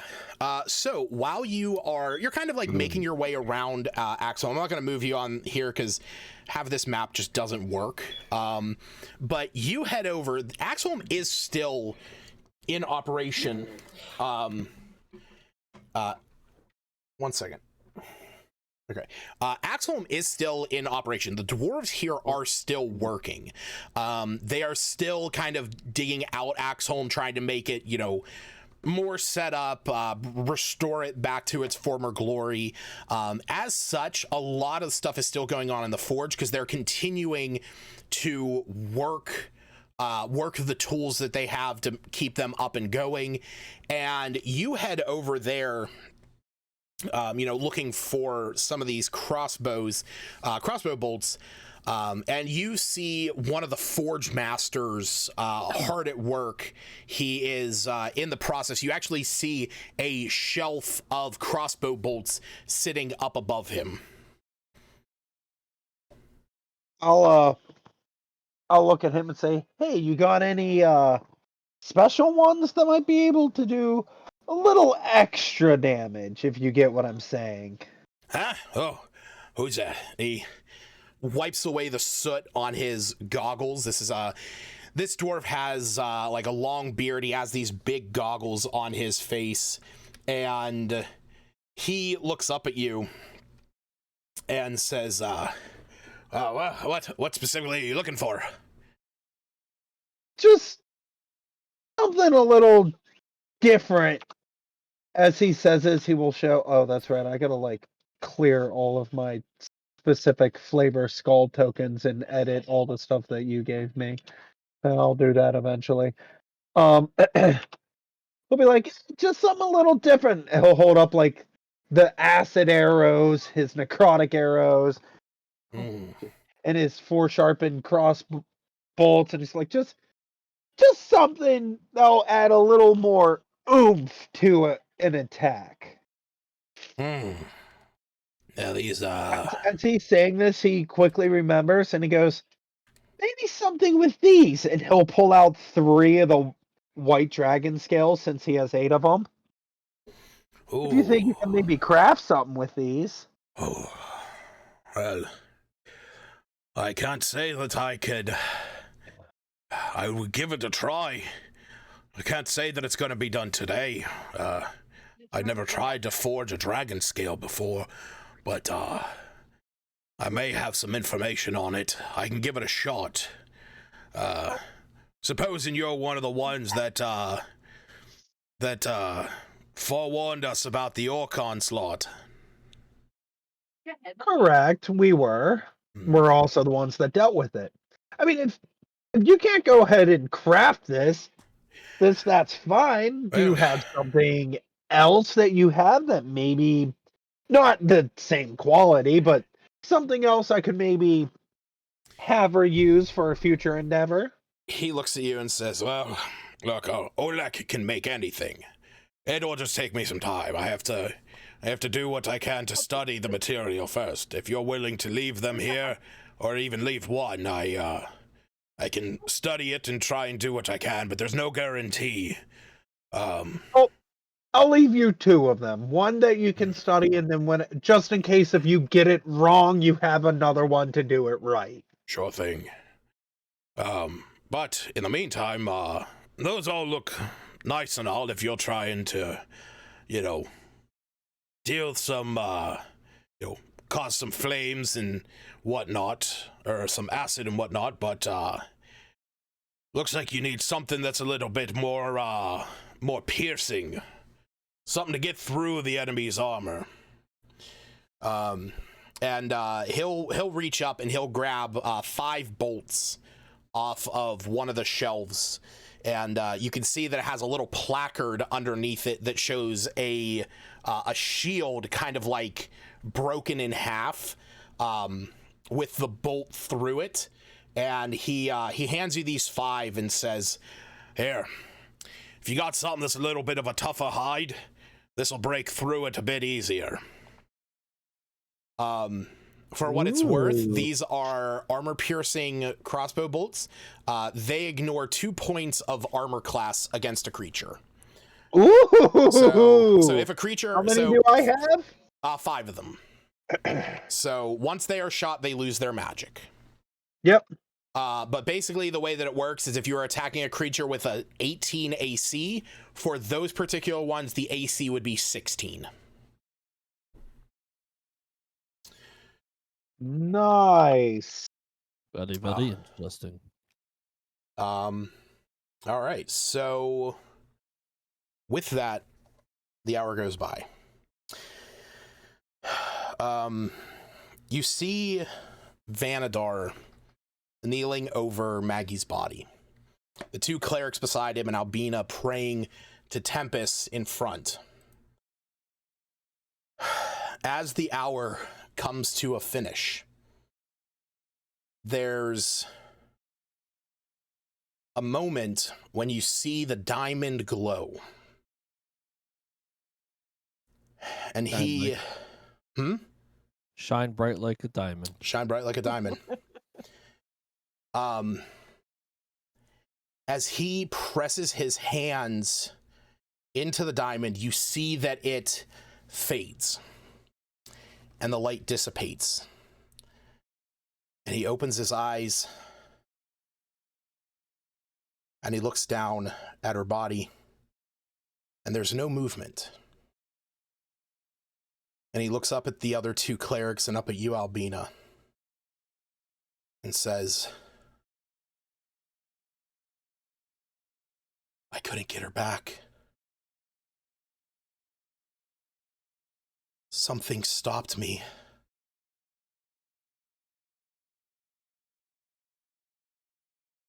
This doesn't feel right. And you see one of the other clerics says, Lord Vanadar, is her soul willing? The spell only works if it's a willing soul. Vanadar says, why would she not? Abina just falls to her knees and says she wants to be with her family. And she doesn't know her brother is alive. You told She doesn't know. And she just starts weeping. What'd you say, Luna? Her parents. Yeah, but what did you say after that? She doesn't know that her brother. That's not true. Yeah, that's what I was saying. I thought she, Luna. Well, no, she would know now that she's dead and her spirit's there and her brother isn't there. Albina talked to her though. Regardless, she's with her family now, so yeah, she wouldn't want to come back. She's with her parents at least. Mm-hmm. Vanadar is sitting there and says, "There's something else. It's not that. I never felt her spirit." Was she actually ever dead? She's clearly dead. Was she alive? Her soul's not with the body. Yeah, her soul. I would think it felt like something. It felt like something was stopping me, and I can't describe it. What about the polymorphing? Does that have anything to do with it? What polymorph? Oh no, never mind. He knows that. Yeah, he should. It shouldn't. Soul for a soul. Well, I was gonna say, me and you aren't around, are they? Because if they aren't, Iluna would get them because they're there. She thinks they know. Me would say it. You would be kind of over with Smith. Well, me would be the first one that says a soul for a soul. The reason I was asking if this was happening after he got his darts, wherever he was. Yeah. Because if he wasn't there, then No. This is happening at a point where everybody could be near this scene at their choice. And Albina's gonna ask me, "What do you mean? Whose soul for whose soul?" We already brought back one person. Once you're dead, you're dead. I still have a debt on my soul that I'm still paying off. Can you we were lucky enough to get Vander back. So imagine if we were able to get two souls back, how much that debt would occur. Well, we paid it. Isn't that the diamond? That is. Isn't that part of it? That's what Vanadar says. Vanadar says, the spell requires a diamond worth at least 500 gold. That was more than enough to bring her back. It should have worked. Shoulda, coulda, woulda. Can you... Would me and you know if Karen would try and prevent it? Would Karen roll me a religion check. That's what Iluna would want them The two of you can roll a religion check. I got a 13.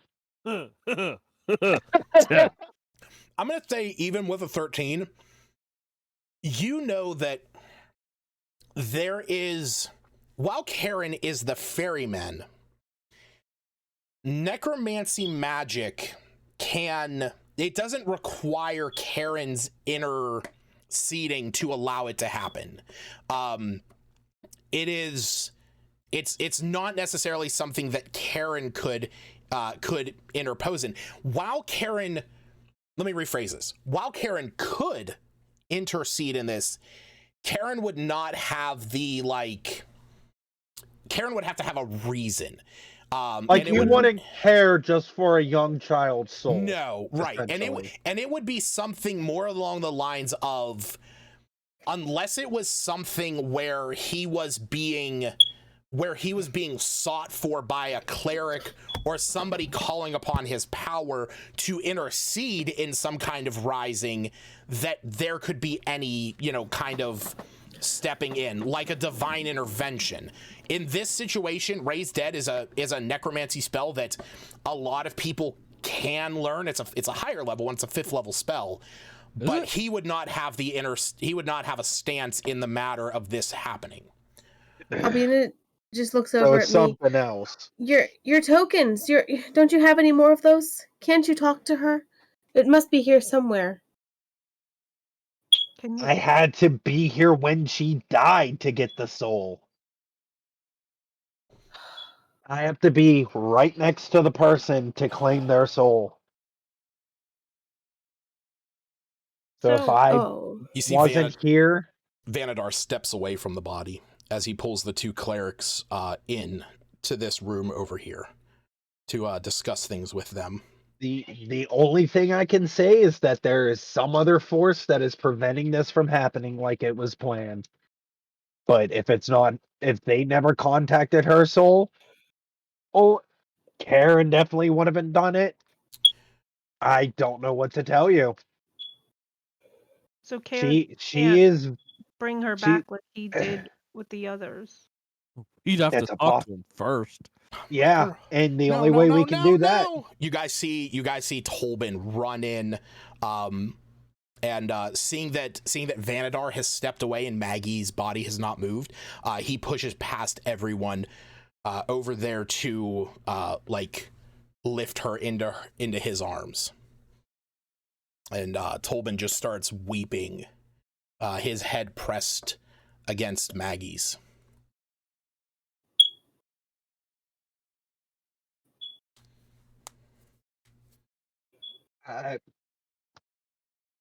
There's not much that we can do.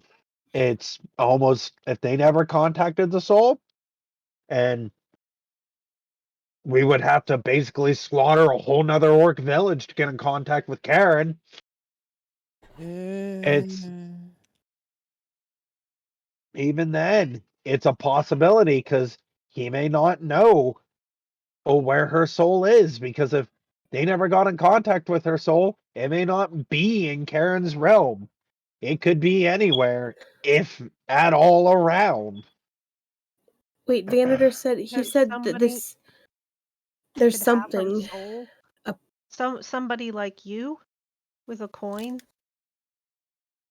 Something like that. It's a possibility.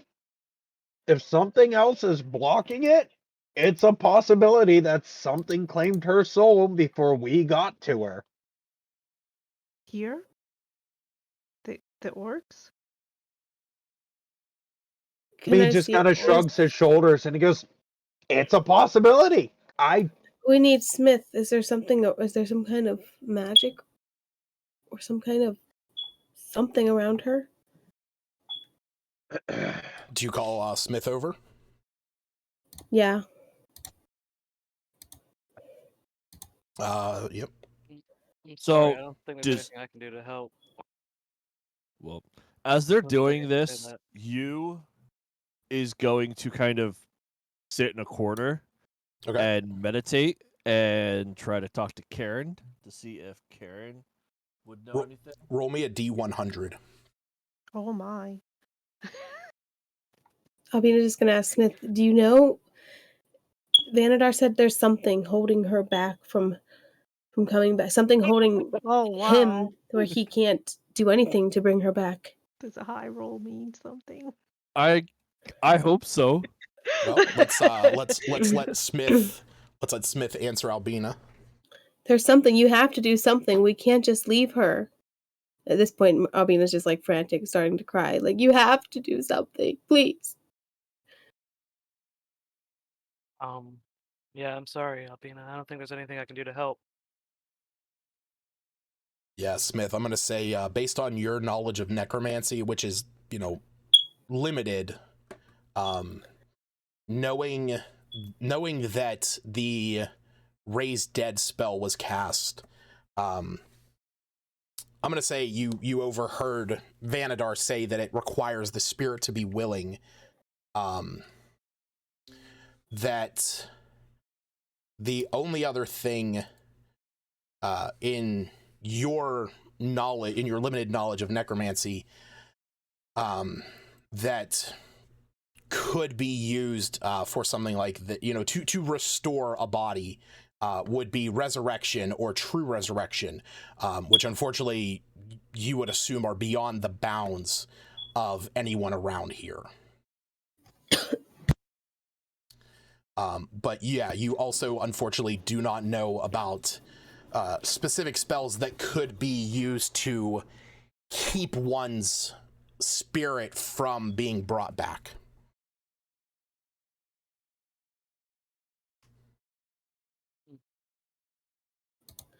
Albina just kind of retreats, and she goes and just like sits in the corner, and she's just like, no, we were going to tell her about her brother. She had such a great future ahead of her. And she just feels this like sense of failure, like she wanted to really protect Maggie ever since she met her. There's so much of her life was already taken away. As a cow, apparently. 10 years, in fact. Huh? 10 years, in fact. 10 years. Iluna's head would be reeling. She wants to try to console everyone. I think she would tentatively ask Tobin for that orb back and find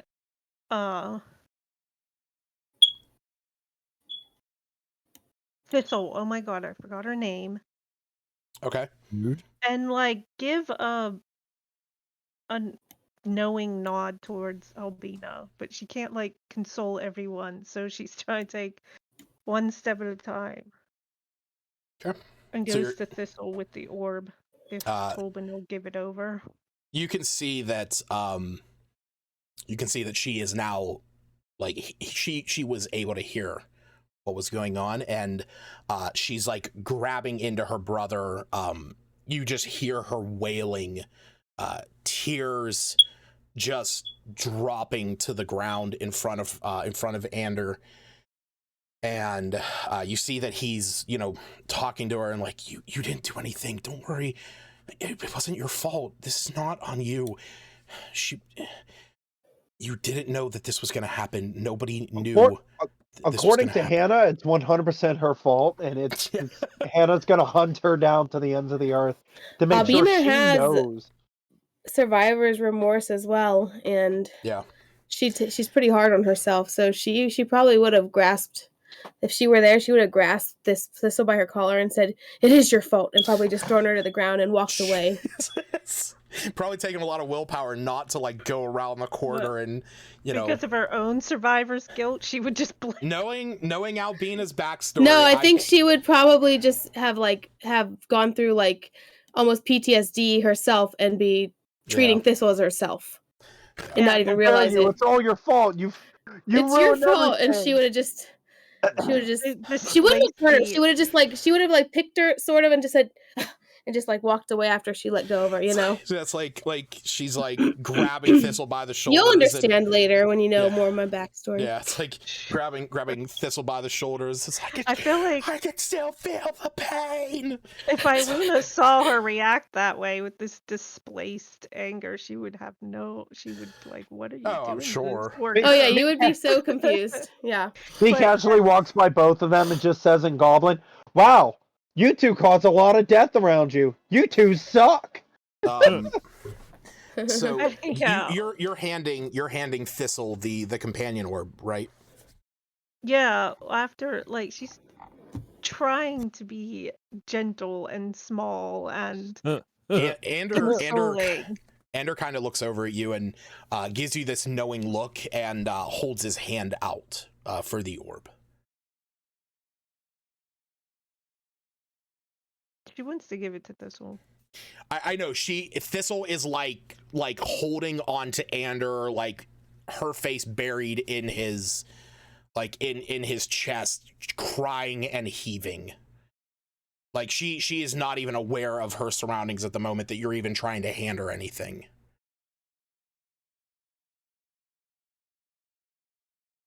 She'll wait. Okay. Like at some point she'll be able to give it to her, or maybe give it to Ander before they leave if she's not consolable at that point. Okay. To just see that this feels like her brother can console her better because it's her brother. All right. But everyone, Iluna, everyone saw Vanadar and the clerics go into that other room. Yes. Yeah, they don't have the door shut, but you hear them like they are in there talking. They are in there talking amongst themselves. Then Iluna would want to peer in and look at Vanadar and say, Rude. "What?" Rude. He's saying because you're peering in. Rude. She's not just bursting She's in not a and be spy. like, "Do something now." She's gently peering in and like trying to get Vanadar's attention, and would walk in if it seemed acceptable from his reaction. You see that as you peer into this room, everyone else, like I said, you can all see into that room, but there's a moment as you peer in that Vanadar actually steps out right before you walk up, and he looks at everyone and says, "There might be a chance." Yeah, what chance? It's a long shot. I have never been there. But Animate dead. Let's go. Animate dead. Animate dead didn't work, and that's exactly the problem. Animate dead only works if the soul is willing to return to the body, and true resurrection is beyond any of our capabilities. But there is something. The Temple of Restoration. Let's go. Nope, not going there again. Again. Have you been there? No. Maybe. I'm gonna say you have not. Deception. No. Sure, be my guest. Have we at least heard of it? You're actually in the middle of something. Because I'm gonna say it's around Jesus. How the fuck? Well, okay. His deception is he's definitely been there. Since when do you have expertise in deception? I've always had it. That's why I always try to bullshit my way through everything. This is why he does the talking while me does the stealing, because I have expertise in stealth. All right, because say I it have again a exactly how you would myself. say it. When the fuck did you take skill expert? Like way in the beginning. Jesus. Okay. So I could be so deceptive. So I'm gonna say I We at am least going heard to of say this, like. that while everything was going on, while a lot of this talking was going on, you do try and reach out to Karen. You get Margie as damn receptionist. She says, "What? What do you want?" Margie. I'm here for Karen again. Karen is busy at the moment. He's dealing with the situation in the Anorok Desert. Do you need a message taken? No, I need a resolution solved. And your resolution, if I can fill out a T-17 form. I need to see why a unwilling person is not wanting to return to their body. All right. No. We determined that there was no contact with the soul whatsoever. She, you hear the sound of papers flipping on her side, and she says, "All right, an incontactable spirit. Is it? What is the plane of origin?" It's the material plane. Yeah, it's the material plane where I'm at right now. All right. Name? Magath? Maggie? Magath. No, this is all in character. This is in character. Yeah, this is all happening. This is all happening in Yu's head. And Maggie. Well, you meant Maggie. Maggie. Okay. Last name. Cow person. I don't Cow know. person. No, they person? just you just Shin heard Croc the is name, the name like, we just gave. That Yes. doesn't mean that he remembers it. I know, but it's Shin Croc. Come on, All man. right. Time Maggie of Cow death. person. Oh, brother. Time of death. The second. Today. Last hour within. Oh. Right here. All right. She says. Maggie Cow person. She writes down a time. Or you hear the scrawling of a pen. Okay. Cause of death. Decapitation No. of limb and crushed. Decapitation. Limb crushed. All right. I will make sure I get this off to Karen for a T-17 form resolution for an unwilling soul to return for a Maggie Cow person death by a decapitation and body crush. Even though that Karen is Yu's god, I feel like Karen does a lot of the talking about all the souls and whatnot.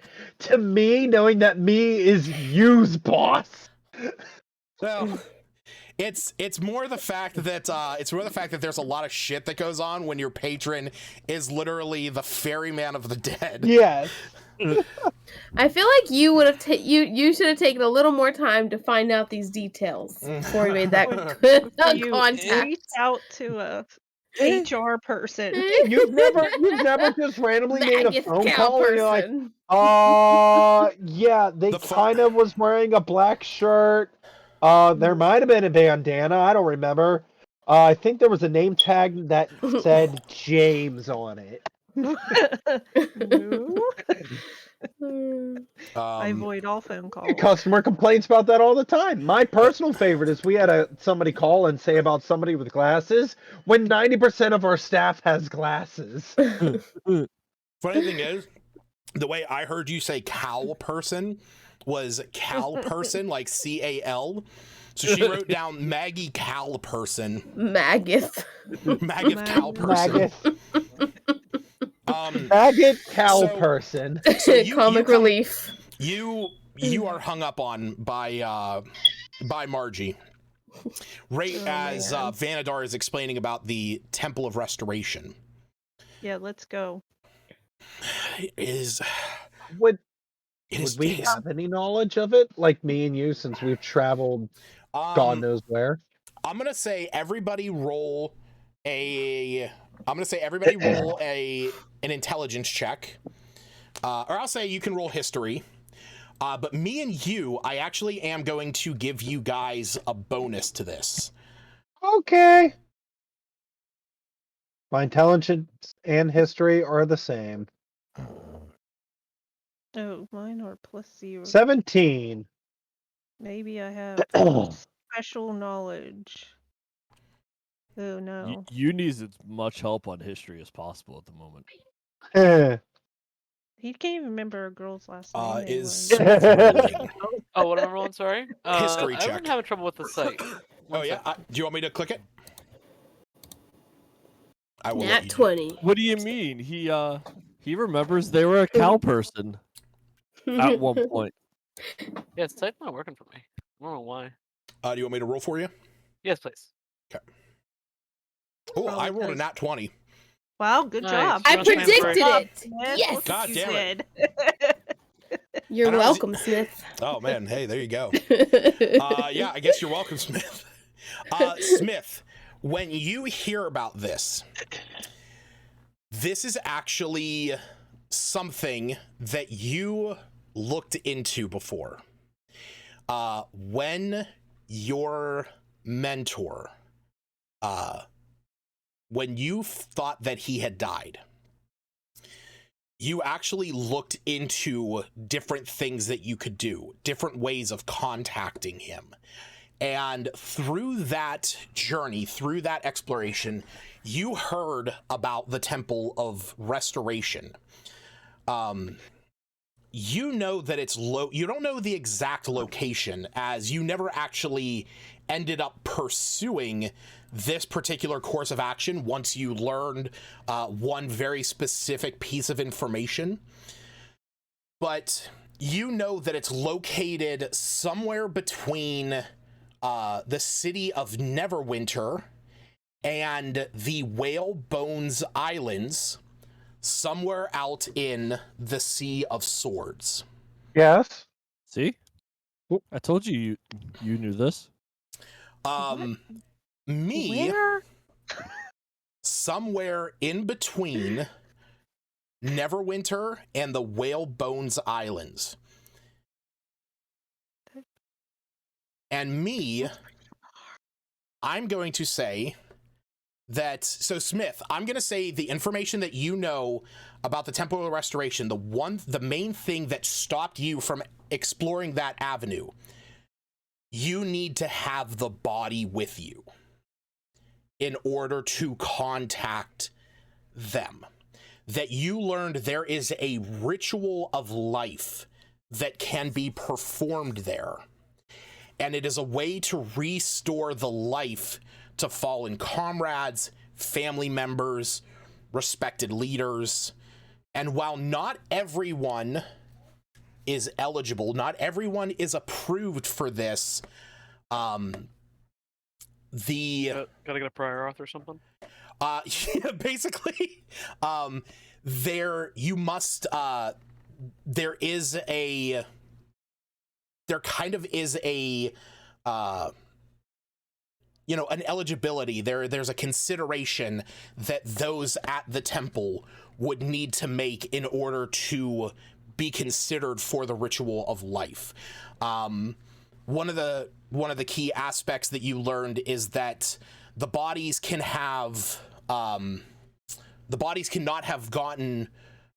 not given way to rot or disease or decay. So the bodies are no longer proper to hold. The vessel is no longer proper to hold a soul, even if it was called back to the body. And something else that you learned is that some souls have been overly tethered by creatures in the void and pose too great of a risk to the temple to call home at times. So that is the information that you learned. It is possible to go there to seek this ritual, but you did not personally go down that route because, unfortunately, in your case, there was no body. Elazar's body was never recovered. Me, I'm going to say you have never been there. You have never sailed next to it in any of your times, but you do know about it. And what you do know is that it is not too far from a location that you are aware of. That location being Stormwreck Isle. Ooh. That name just doesn't sound pretty. No, it does not. What do I know about Stormwreck Isle? There's a starter set. So according to legend, 2 families of dragons came into being in the beginning of the world. And this island was created when 2 dragons from both Bahamut, the noble platinum dragon that oversees all metallic dragons, it is the good dragon incarnate, and Tiamat, the 5-headed mother of all evil dragons, when 2 of these dragons fought one another, they rose the land from the sea, creating this island. Now, what you know of more recent times is that Stormwreck Isle has been known to house various folks that You don't know who currently occupies the island, but you do know that it is at times used as a small sanctuary where in recent times it has been used as there's a small cloister of individuals there that have set up a location as a safe haven where those traveling could stay and rest. That is actually why you know of Stormwreck Isle. There was one time that your ship had, one of the ships that you were on had been damaged severely in a battle, but you were able to get the ship near the island enough that some of you were able to go there and rest while you repaired the ship. So why does you know about this? What do you mean? Like, how does you know about this area? You rolled a 7, so you don't. Well, with my deception earlier. No, your deception's not that. Your But deception what about Albina? is trying to convince. Your deception was trying to convince Vanadar that you knew of the place. You convinced him, but then you don't know anything about it. Yeah, like he believes that you have heard of this place, so he's just like good, somebody knows of it. Yeah. So, all that information, that was something Smith knew? Smith knows about the ritual that takes place there and some of those details.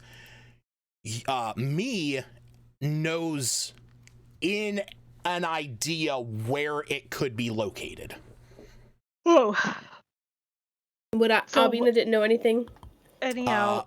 Wait, I don't know if I don't even see your roll. 1 second, let me take a screenshot. Yeah, because I just looked through there. I didn't even see it. Yeah, I see you, me, Seftis, Iluna, and Smith. Smith, I'm gonna send you that that information that I read off to you. What do I know about like how far away this place is, and how to keep the body from decaying? Like, does it spare the dying? Does that do the trick, or how long does that last? So I'm gonna say you don't know the exact location of it. You know that it's somewhere between Neverwinter and the Whalebones Islands. Where specifically it is, that's where your knowledge fails you. So Vanadar comes out with this suggestion. Iluna. I want to say he was interrupted. It was sort of like out of game interruption. What do you mean? Like everyone was rolling religious or history checks, but no one got a chance, or Iluna didn't get a chance to actually ask Vanadar what he knows. Right, because I had everybody. That's the point I'm still haven't gotten to yet, because Vanadar has not spoken. I've been relaying the information based on those rules. Smith, you Spare the Dying does not do what you are thinking, but Albina, based on your role, I am going to say that you do know of a spell that would allow for the body to be preserved for... Was that going to be the, where would it go? Aura of Purity? No, not Aura of Purity. Aura of Purity is... It says it won't let them become diseased. That's the only thing I was thinking of. But they have to be alive, I think. Yeah, Aura of Purity would stop creatures from becoming diseased and stuff like that. No, I'm gonna say that Albina knows this like through and through. It's the spell Gentle Repose, which stops a body from it protects it from decay and rot, and also from becoming undead, and that lasts for 10 days. Nice. Interesting. And do I Now, have any I would have idea to how long pray. it would take to get here? Hold on. Sorry, say that again, Smith. Do I have any idea how long it would take to get there? depending on where you guys left from, it would take you, if you left from Lylon, depending on where it is, it could be anywhere from 2 to 4 days travel out into sea. But what did you say, Hannah? No, I would have to pray to be able to change my spells. Yeah, you change your spells every day at dawn. And how would that I don't know what time it is. I'm just trying to think how much time it would take for me to be able to get to pray. Oh, and then to cast that on her. If I even have access to it. It's currently about 2:00 in the afternoon, so it would be a few hours before. But you are in a room full. You are standing around 3 other clerics that you could always ask them that. Oh yeah, okay, good. But yes. Everything you said, I don't know how much of it would have been retold by Smith. That's entirely up to him. I'm very informed of the guy. I would have told you guys. I would have asked if someone could cast a spell to keep the body from decaying. And we just use. Oh, and I would tell. Ice. Yeah. Can we use ice? No. Vanadar looks I'm over. gonna get Iggy to freeze Maggie over. No. Vanadar looks over at one of the other two and says, "Do either of you have gentle repose prepared?" And the one says, "I don't have it prepared, but I know we have a scroll of it over in the infirmary. I will go and get it." You's gonna kind of look over and be like, "Why do we need a spell of gentle toes?"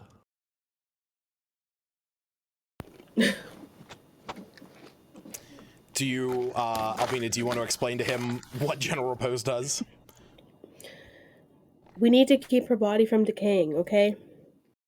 We need to keep her from getting any kind of disease. We need to get her to the temple so she can be... Is it revived? Not revived, it's... Repose, not some toes. Right. Got it. Yeah, to have her, soul restored. One of the strongest magic users, and he's a complete idiot. So, with the information that Smith was able to relay, does me relay the information about roundabouts where the temple is located? Yes, he does. I'm not gonna do the voices. My throat's starting to hurt. I but get you. Yeah, he does. All right.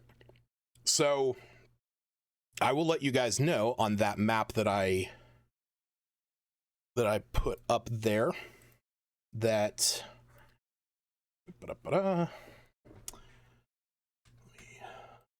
Put it on here.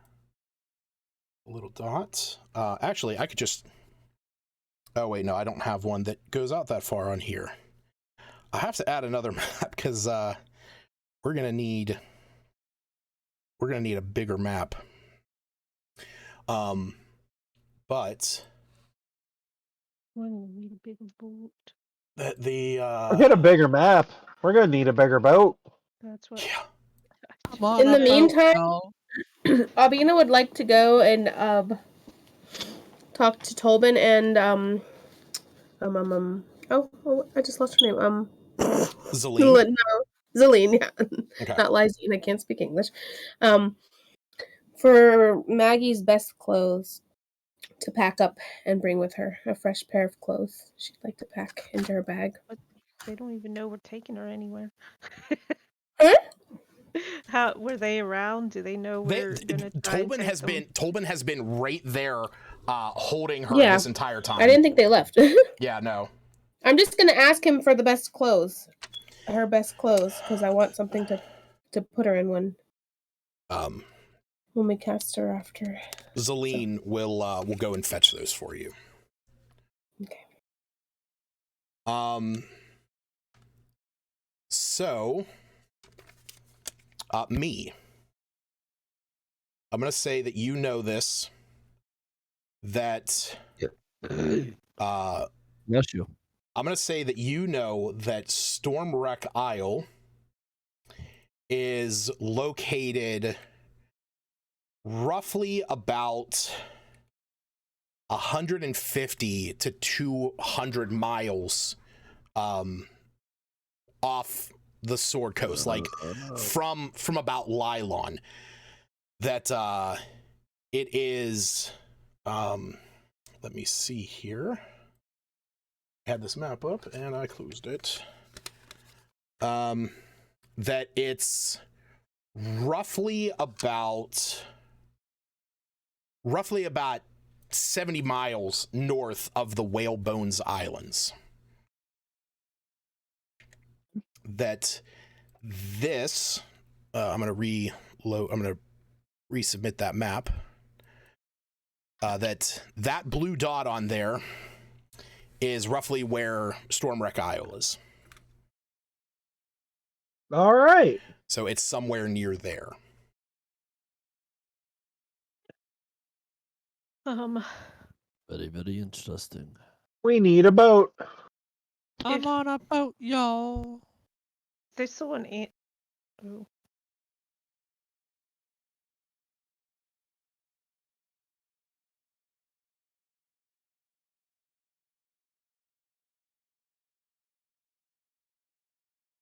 I'm sorry, what?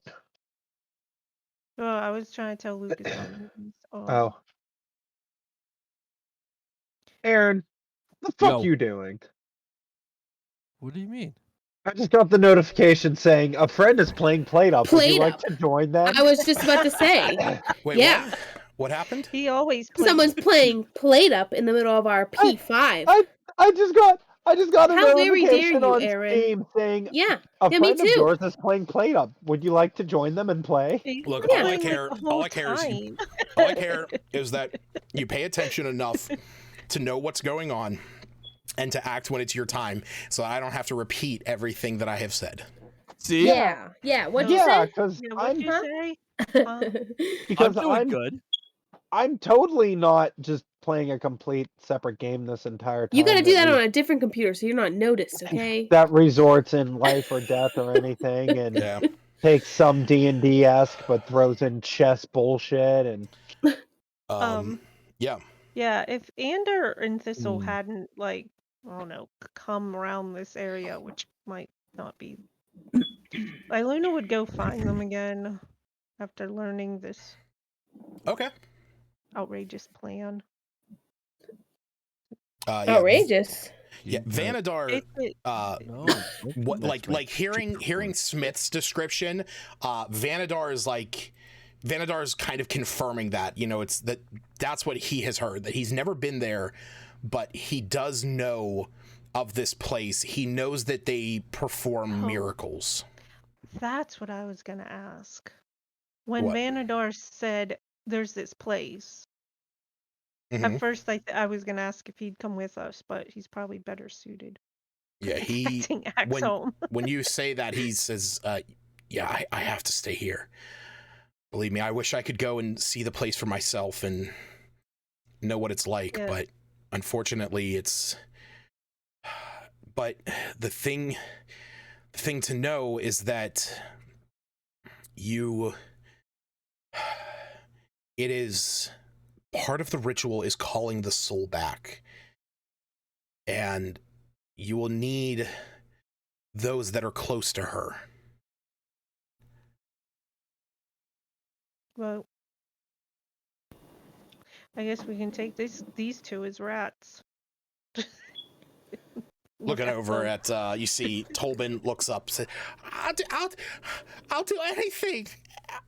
I'll go anywhere. I'll go to the ends of this world to bring her back to me. I'll do anything to bring this kid back to me. She didn't deserve this. Other people we know is possibly her brother, and we don't know where he's at.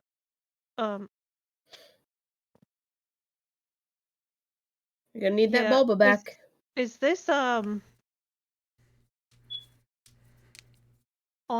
the way to Lylon or after Lylon, or like can we still travel with them to Lylon? Or who are you asking? I'm kind of confused with all the details because everyone's been. So the repose spell holds her body in the state it is now Correct. for 10 days. For 10 days, she is protected from decay and rot and will not become undead. Okay, so we don't have to take her in the extreme immediate, and we need these people away from the orcs. Mm-hmm. So, yeah, I guess Iluna would be asking you or Vanadar or whoever seemed to have the information, not you, me. I guess he seemed to know. If this was on the way or just after, like, we would still go to Lylon and sort of the whole P5 group. And then go to this ritual place.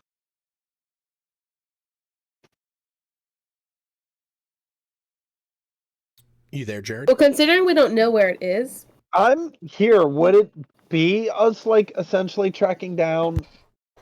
Okay, in my mind, Yes. Lylon, yes, because we need a boat.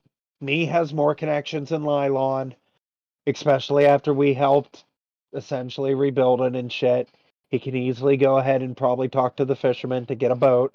But I also don't know how far that is as compared to where the island is, the shipwreck cove, all of that stuff. Yeah, Well, you like I do said, because it's on the map. if you look, I mean, if you look yeah, in the P5 chat, that's what I'm asking Lucas is like, distance-wise, is it possible?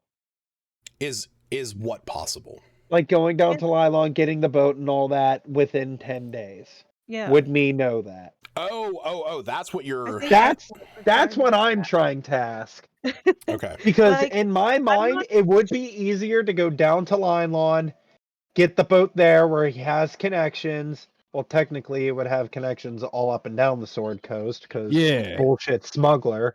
But in my mind, that would be the best place to commandeer a boat. Because on this big map, Lylon is just above-ish. No. Lylon is right at the very top part of the Mire of Dead Men. Okay, that's where I was thinking. The Mire of Dead Men. So, and we're a little bit above that at Phandalin, and we would still have to travel. That's what I was trying to get at. We still have to travel towards Lylon to get nearish. Yeah, traveling to Lylon won't take us out of the way, so I guess. Basically, will there be enough time to go to Lylon, get a boat, and go all the way over within 10 days, or will we have to stop somewhere else on the way heading down towards Lylon to commandeer a boat and jump over? So that's what I'm curious about. Here's the thing.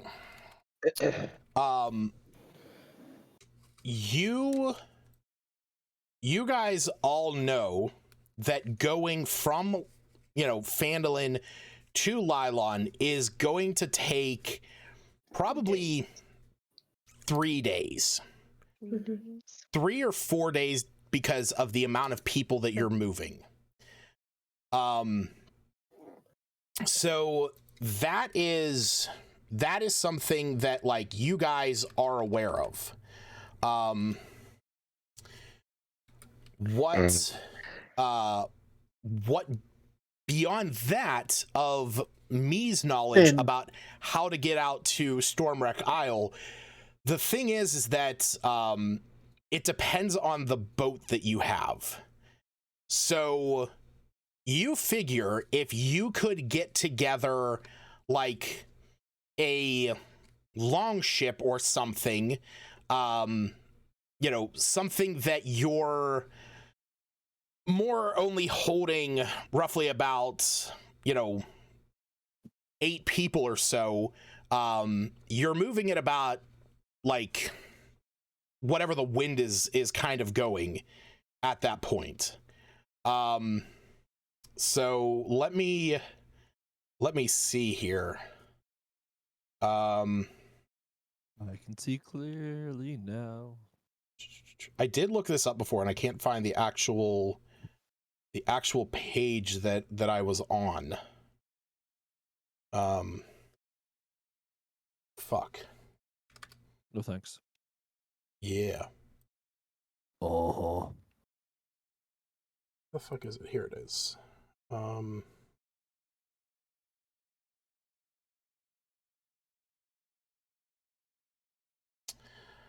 Sorry, I did have this information before, and now I lost it.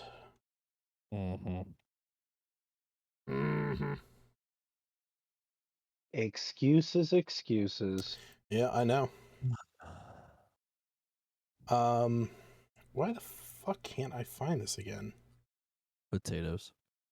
You put it in a safe place and then it got lost. It's usually what happens to me. I love when I hide things from myself. Oh, put it I love how I here. find I like how I find pictures and I don't even know where the hell the picture came from. Like I.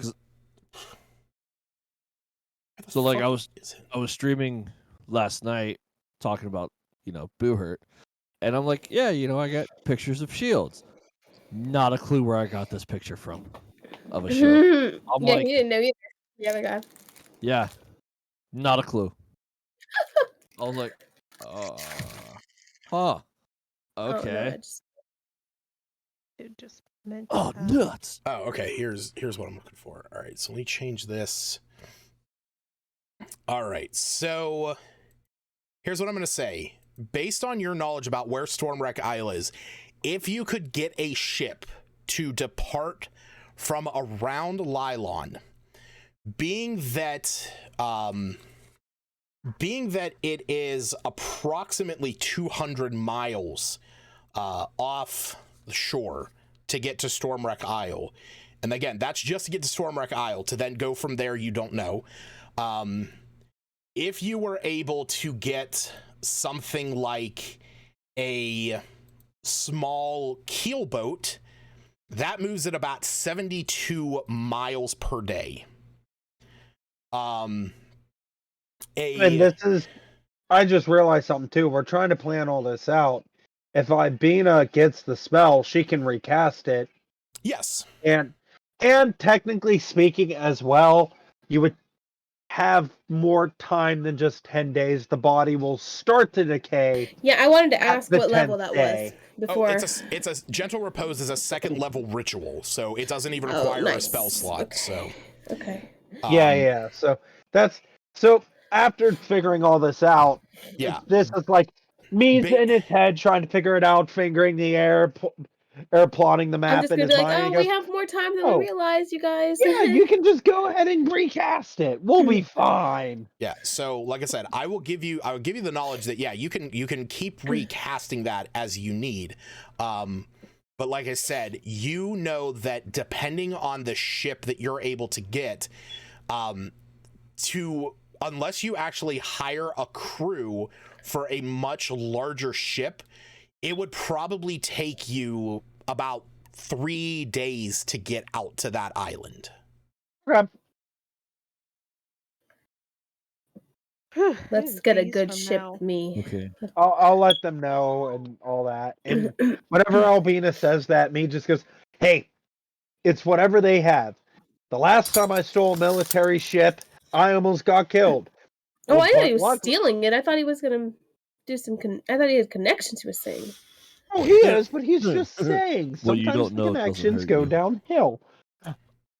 Well, we have ways the military to play. guy that tried to kill me now works at a bar, and we went ahead and saved him from zombies, so it's all good. Oh, him. That's right. The one that I knew, right? Albina knew that guy. Jared is referring to I don't have him on my list because I have Halvin the halfling, but I gotta add him. He was allies with Bax. The man that you're thinking of, Albina, is the owner of the temporary sign-in, a man by the name of Dugan. Yeah, that's what I thought he meant. Dugan. Yeah. Because Dugan was the ex-military and whatnot, so. But what were you saying, Stace? I suppose with all this information, Luna would go back to Thistle Mm-hmm. and say, it looks like there's a little hope to hold on to, and try to hand her Bulbasaur again. She kind of looks up at you through a tear-soaked face. Says, there's hope? How? A little bit. Vanadar, he knows of a place, and some of our party members also remember stuff. We might be able to help her. It will take us a long time to get there. A 10-day, maybe more. We need to bring But her. Is there anything I can do? Can I help in any way? I'm so sorry. It's not your fault. I can't look at Tolman. Don't be sorry. Just do better. Don't be sorry. Just don't do it again. She'll want her friend to come back to this little plant. Maybe. Do you have any special trinkets you can send off with her when we are able to travel?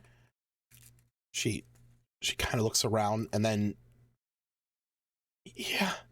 And you see she pulls off this little friendship bracelet. She says, Maggie and I made these. She said that you and Albina showed her how to make them. I'll show her mine. Yeah, her? me and Albina have one. See her eyes kind of light up at that. Look, it's not much, and we've going on a rumor, maybe, but we'll try and take her to a place. It's the hope I'm holding on to. And we have to get all you safely to Lylon.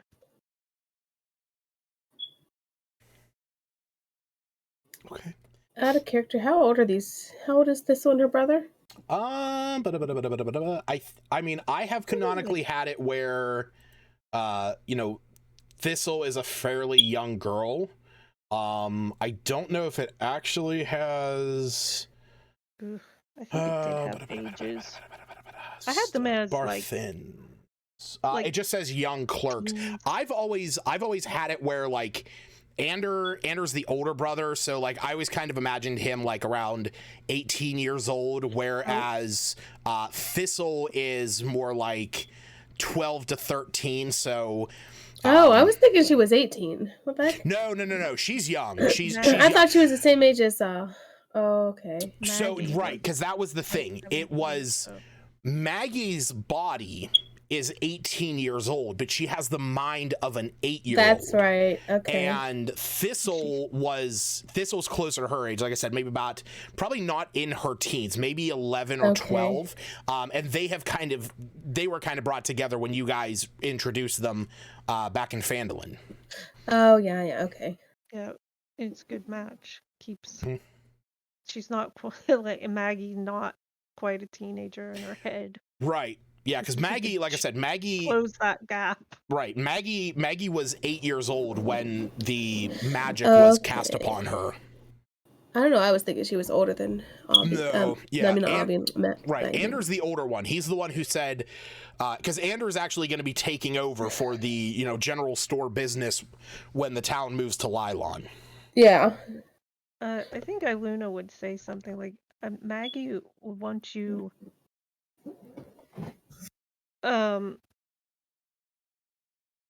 safe in Lylon, so we need to prepare for that too. That's probably how you can help her the most. She'll want healthy and safe friends to come back to. Yeah, that's all we need to bring her, and then bring Maggie back, and then she's dead. So, friendship, we can bring your friend back. Soul for soul. sorry, you didn't believe hard enough. Your friend's still dead, and we lost the body over the ocean. Not Over the ocean? I thought you meant in the ocean. We can water walk all the way across. It'll be fine. Or underneath, whichever. I'm just gonna control water. We're gonna part the sea every 10 minutes. No, you are going to breathe in the water as breathe in much the as water. possible. Oh, that's As I right. slap Yeah. everybody with seaweed. I don't know. Yeah, anything I'll be able to take some of that seaweed. a dead body. Yeah. Should we get waterlogged?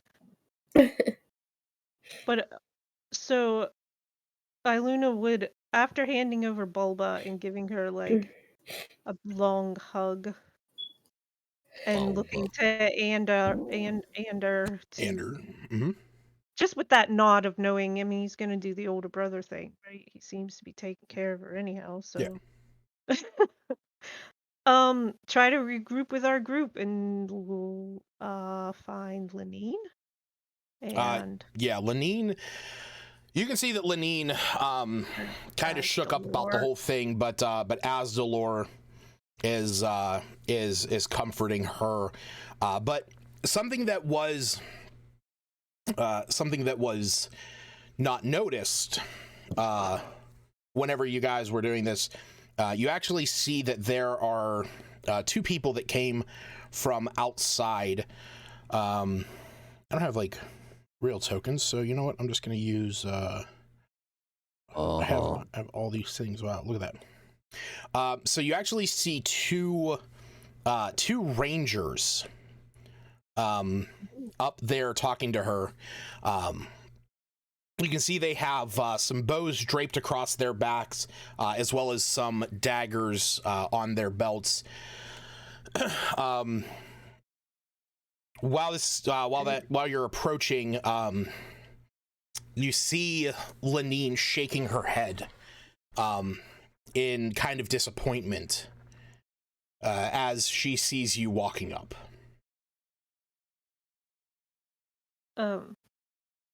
She would try, like, Iluna would probably try to maybe not give her a hug, but like reach out for her hand in a consoling manner. She kind of looks at you and thanks. I'll be all right. I just found out the Rangers finally got back.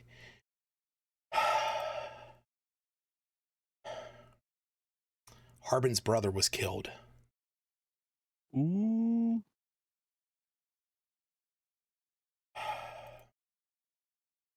This is the last thing that we need. Okay. I thought he was already dead. in my head. I don't know why. It was never fully established. Okay. Like I think I had in my head he had already been killed. But anyhow. She says they finally got it was up in the air, but the whole campsite up north was destroyed. I was hoping he would be able to take over in his brother's stead. You're doing a fine job. This isn't the job that I wanted. This isn't the job I wanted.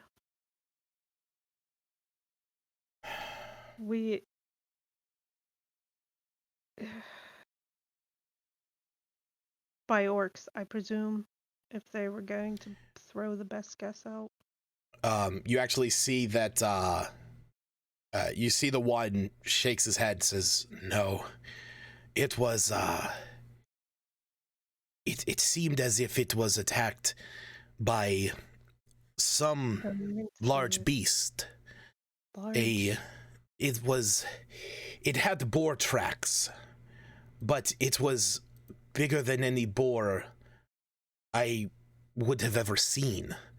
As if it was giant, humongous. The place was rampaged.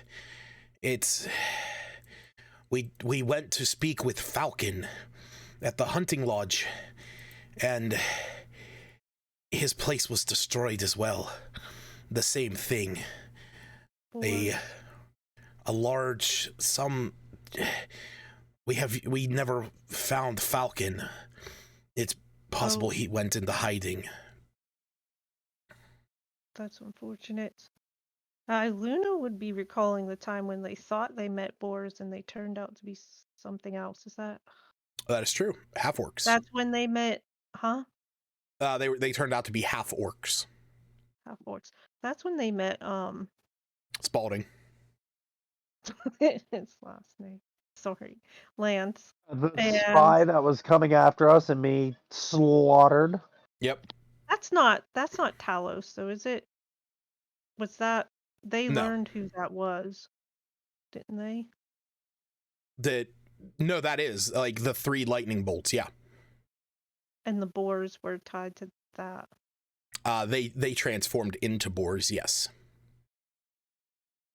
Maybe that's related. That's what she would say. She would relay that little story. Maybe boars, a big boar, it's still tied to the same magic. Well, if that is the case, then that is unfortunate, because if we have something like that running around, it is not good for anybody. No.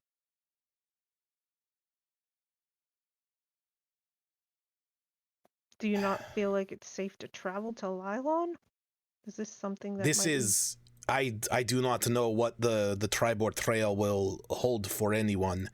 The sites of the rampage are further north near the rivers. It seemed as if they moved from east to west. The loggers' camp was recently disturbed, but Falcon's place seemed as if it had been some time. I do not know where they continue forward, but it does not appear as if they had followed us by any means, or whatever this thing was. We have not run across it in our trek back. Maybe someone in here has heard of that type of... I mean, it must be magic, or the gods, or something. She's totally bringing gods into everything at this point. To that, I do not know. Unfortunately, I am ignorant of that and what this might be. Whatever the case, on our way back, we strode by. We were sent a missive by Bird of the wares at Umbridge Hill. We were able to recover the wagons. You have them? Aye. We were notified. We have 2 of them. Unfortunately, the other one was ill fit for travel.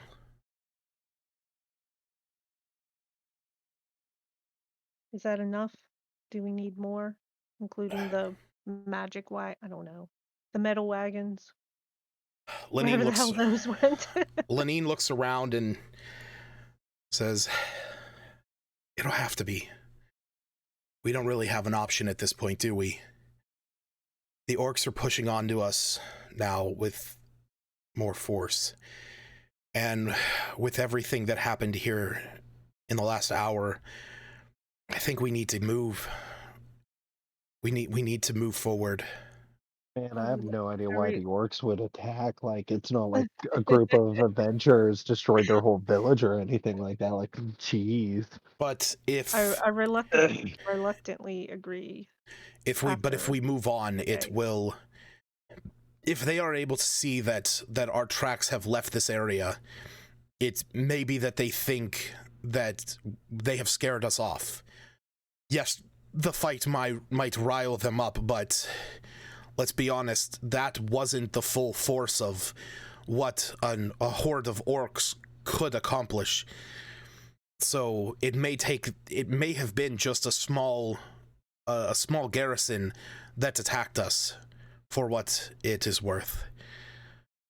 But if they move from the north further down, then at least here at least here in Axholm, they are safe, but we need to move while we have the opportunity.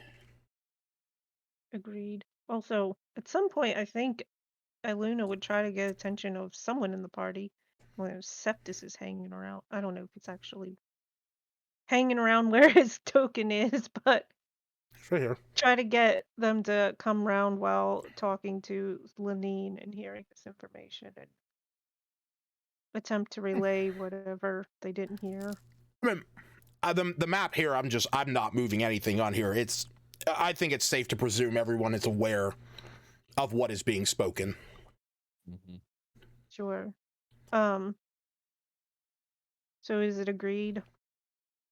We currently have 2 wagons and 2 metal wagons. I don't know what they look like anymore.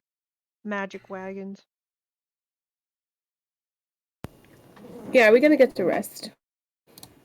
And did they already bring the scroll? Oh yes, yes. The scroll of gentle repose has been brought, and the cleric hands it to you, Albina. Okay. Thank you. He nods. Just wiping her tears away and just getting herself ready to focus. And I kind of gather near the body and kind of call Iluna and everyone nearby, just whoever wants to be there for the process. And I don't even know how I use a scroll. It's basically the way that a scroll You're works. just looking at it, it's upside down. So scrolls are very simple. Basically, if you want to cast a spell via a scroll, you just read it. It doesn't provide any material costs. But it just takes its normal casting time, and once the spell is cast, the scroll fades and crumbles to dust. So like my heart. Right. So gentle repose, for example, is one action. So it basically just requires you to read the arcane, script, or in this case, it could be divine script because these are clerics, and then cast. You're just casting it from the scroll. Oh, okay. So, but yeah, you see. So yeah, you unfurl this, you begin to read it, and the moment that you finish the verbal incantation, you see the symbol in the center, which you are able to recognize as a it's a sigil of necromancy. So being that gentle repose is a necromantic spell, you see this symbol, which I'll put in the chat here. You see that it's kind of in the center and it has the arcane words around it. But as you read it, you start to see those lines begin to glow. And as they do, they spread out to that outer circle.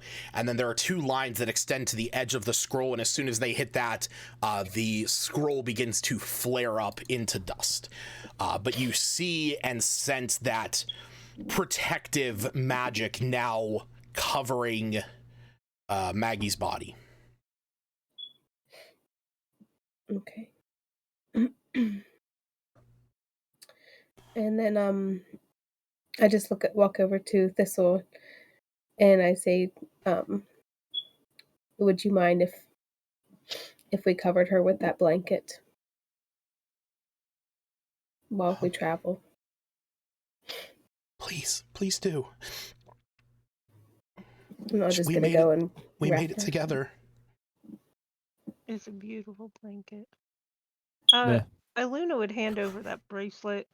I don't know. At some point, I think I would have done that before, but... Okay. Well, the bracelet that... Yeah, Thistle. This would be good for to have your presence there, because we can't bring you, but... Why can't you bring me? Oh, God. Not you. I'm talking to her. Oh. Now quiet down. Meh. We're going We'll to clean take these care of dishes. Maggie. She's as dear as us as she's dear to you. Who's Maggie again? Magath. Oh, Maggie the That- cow. That's right. Magath cow person. Yeah. Which I don't know cow anything. person. That's all out of game. Yeah, Magath cow person. But yeah, I just kind of give her a little firm tap on the like just kind of rub her shoulder lightly and just say, "You got to hang in there for her, kiddo." She nods. Did you say Kato or kiddo? Kid, okay is what I said. Kiddo. Okay. I'm like, who the hell is Kato? Isn't Kaido a One Piece character? Is he? He Just actually is. He's Kaido is a divine dragon that can literally turn into a massive Chinese dragon and enslave an entire island and kills people for fun just because they disrespected him. Well, on that note, Albina's going to go wrap the child and just secure her carefully in the blanket. There's a moment of hesitation when you walk over for Tolbin to relinquish Maggie's body, as he looks up and says, "What if it doesn't work?" It's our only hope. You can hold hope with this Well, one. if it doesn't work, I'm certainly not going to keep her away from her loved ones. I'll bring her back, whether it's alive or in the same state she's in now. Whether she's alive or dead, we'll bring her back. That's what I was saying in my head. I'm like, holy shit, this isn't really going to give the guy with no hope. Tolbin looks up at you and says, I mean, it's like I said, we'll do anything. If it's something about, Zelina and I, we can turn into rats. We can stow away on whatever ship. We'll be there. We're not leaving her. I'm not leaving my girl. Figure that out. Oh, are they coming? I didn't know if they were coming with us or not. I thought they were going to take care of the kids. Who are the parents for those kids? What? There's other people. Ander and Thistle? They have their own parents. Yeah, they have their own parents. I thought they were orphans. Oh my gosh. No. They just work for Barthen. They work for Barthen. Their brother parents, and sister, yeah. They just work. They're not NPCs. Their parents. Names. Their parents are pretty absent in their life, as in you'll never meet them. Okay. Barthen is kind of their parent. Gotcha. Maybe they're sickly. Who knows? But they're not. Anyhow. I mean, that's fine. Yeah. I mean, they can stay. I mean, if you want to be real, the reality of the Trover parents is that Ander and Thistle traveled to Phandalin to work for Barthen because Barthen was a family friend of their parents, and he needed help. So they live with Barthen, and send money back to their parents. So parents live then. If they went to Phandalin, they're incarcerated. Their parents live all the way up in Longsaddle. Yeah, well, they're not. They're in jail. They're not getting. He's paying them to keep their children. What is going on here? I don't like this. Very far away. Yeah. You've never paid a babysitter, but instead the babysitter pays you and says, "Don't worry, I'll watch your kids. Just go deal with this sketchy shit up north." Yeah. Listen, they're not orphans. Their parents are just working on a farm up north. They're not. I mean, they're not orphans. It's just it just so happens that they're, they were friends of Barthen. Barthen needed workers, so Ander and Thistle came down to work with Elmar at his shop, and he, instead of them, making the ridiculous 5 to 6 days travel along the Tribor Trail and the long road, they just live with they stay with Barthen. Like Barthen has rooms for them in the top of his shop. I thought he like adopted them or something. Like no. He's just like he's a guardian of theirs. So not yet. He's a long-term guardian at this point. He might need to adopt. Look at it this way: it's food that Andrew and Thistle's parents don't need to spend money on. They can also downsize their property, and their kids are working off their room and board. Yes. Lucas, it really sounds like you're trying to convince everybody that child labor is okay, and that's why you have a bunch of kids that you're going to turn into child laborers. Don't look in my basement. I know it. Stop. Wow. Why do you think I'm only allowed out on Sundays? That's right. All right. So with the situation, Lucas, yes. I do have to ask, what truly happened to Tarrant? Yeah, we'll keep that one under wraps. We'll respond to them. I mean, you're more than welcome to come. I just thought you'd be here. No, with the rest. The ritual requires close people. That's what Vanadar or somebody explained. That's why I was trying to bring the kid. I hope everybody would be clothed. Yeah. But yeah. But I was thinking that Thistle was older. That's why when I asked, I didn't want to be like bringing a little 12-year-old. No. Yeah, no, she's not. That's why I asked her for the blanket, because I said, well, that'll remind her. Right, yeah. Tobin and Zelene will join you guys. Oh, okay, awesome. Well, I just wrap her body and I just, leave her there in his arms. All right. Okay, so I believe I am assuming you guys are going to long rest and then start the trek back to Phandalin. See. Long rest Because level up? Yeah. Long rest level up. And you nicely had us skip going back to Umber Hill.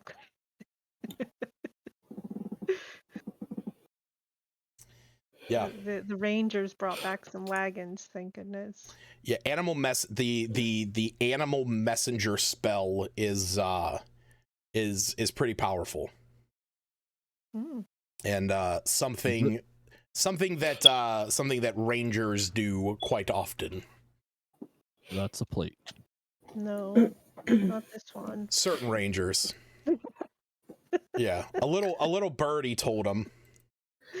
I'm gonna do some scrying on my my little Pugsby friend. Oh, Pugsley. Oh, we're never gonna get back. Oh wait, hold on, I can't do that. I have to be.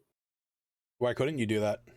Oh wait, no, I thought it said 10 meters. It's 10 minutes. Oh yeah.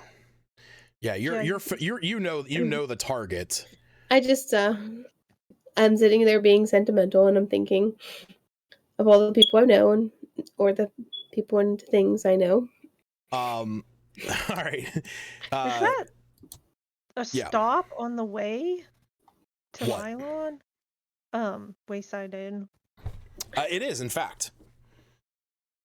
You guys, if you guys are taking the same road, well, you guys would have to. I don't even say like if you guys are, but yes, the you guys would be going from Axholm up to Phandalin, over and then down. So the Wayside Inn, I don't have a marker. I guess I'll be kind and put a marker. All right. Put a little. So I guess I brought that up for a different reason, but are we doing a long rest here? Isn't it like 2 p.m? Or are we it is 2 o'clock in the afternoon. How many hours is it to Wayside? The long rest, we can go and party. Let's go.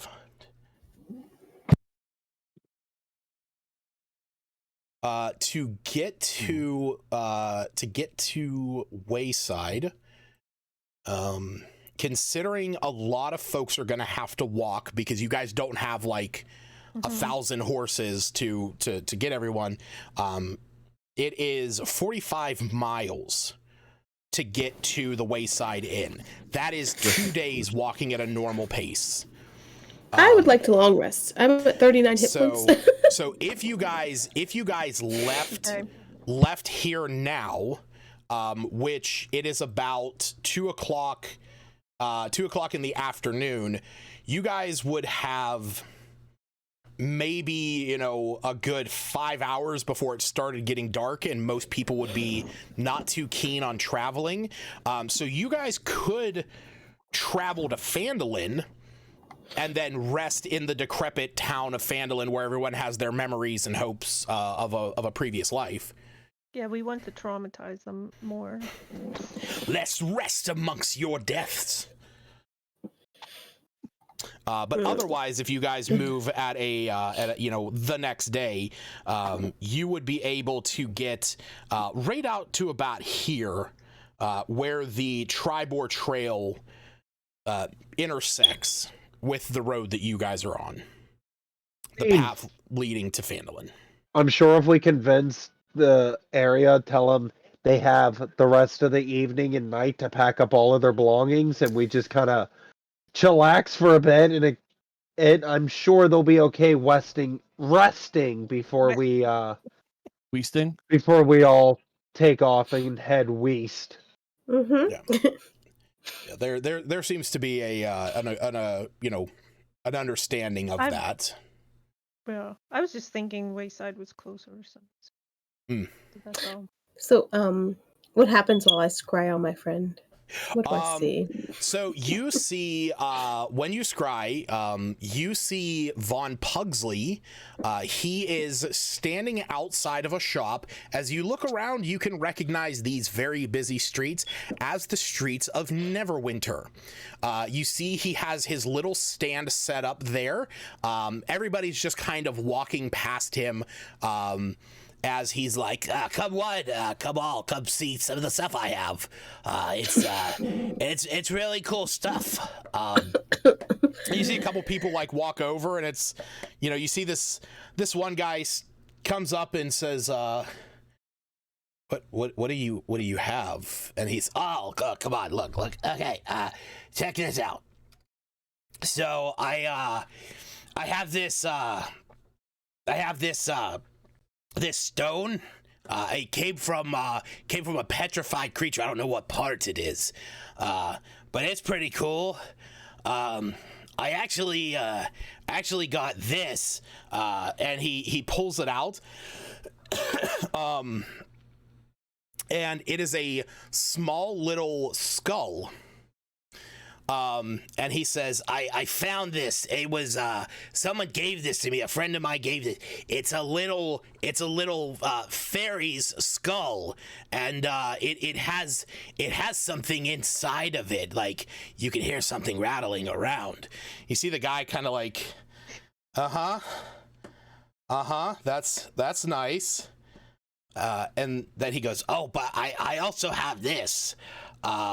So this is it's a really nice shawl, but it sparkles in the moonlight. And he pulls out this shawl that kind of looks like a almost looks like cobwebs, almost like it's like a gossamer shawl. And you see the man says, all right, cool. No thanks. I don't want it. But you know what? Here, I feel like you need this. And he puts a silver coin onto Pugsley's desk and says, "Yeah, I think you need that more than I do." Oh, thanks, friend. him and his friends. Too bad I can't reach out to him right now. On his travels. We're long resting. Yes, you guys are gonna get a long rest if you want to do that now.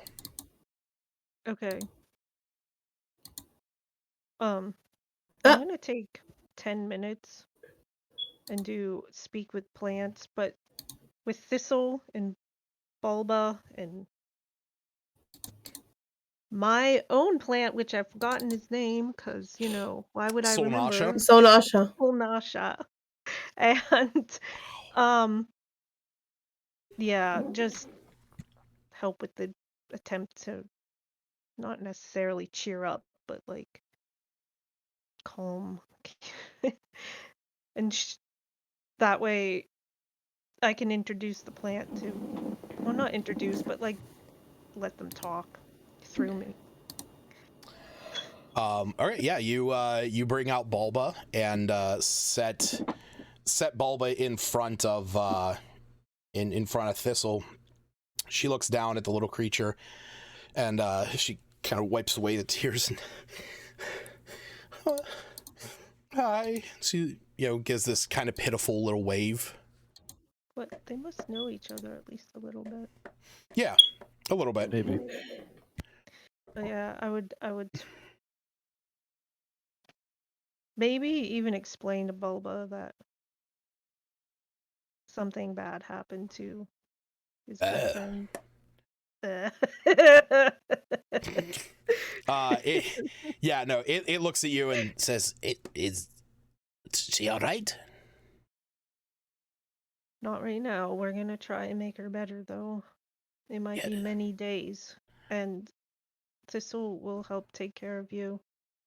And Adabra, you remember Adabra? She helped. Yes. You grow. She grew my plants.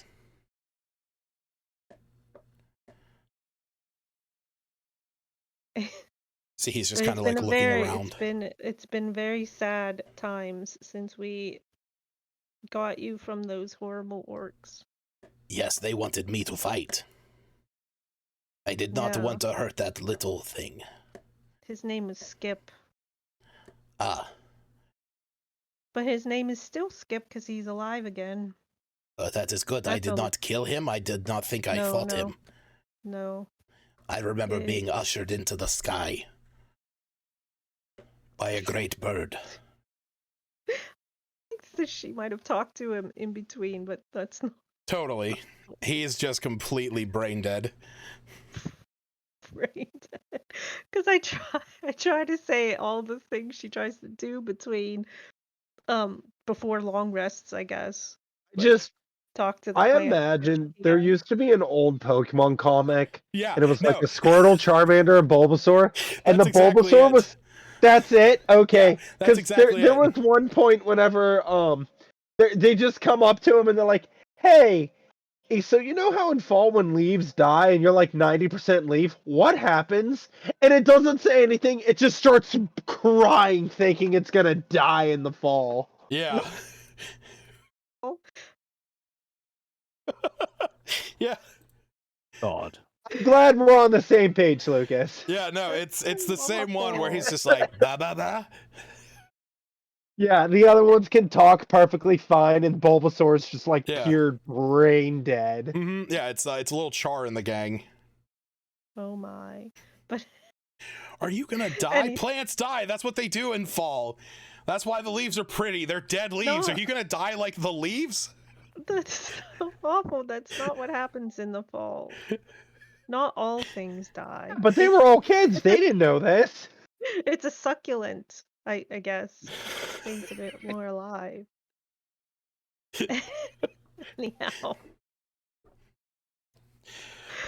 Why? It's so awful. We already had Maggie die-ish. Well, she's dead for now. She's dead.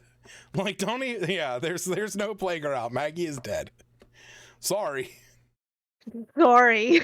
Excellent. I'm the DN and control the whole world. Oops. Yep. Anyhow, yes, they would chat and she would ask Thistle if she had any questions. She's like, I can talk to them for 10 minutes and I'm blah blah blah. We don't need the back and forth unless... Yeah, she's more just like trying to explain to little Bulba that that they're gonna get Maggie back and that Bulba is safe with her, that she will protect him at all cost. And that they both are gonna miss their friend for several days, and hopefully we get her back. Can I just say, No. if If I hadn't used Speak with Plants for another reason, Iluna would do the same thing during this journey to Lylon. Just so they can connect. So I don't have to say it every session if she doesn't use it. Okay, yeah. I just was making sure, because I mean that's your that's your once per long rest, so. Yeah, if she doesn't use it in game, then she would have the chat with the plants.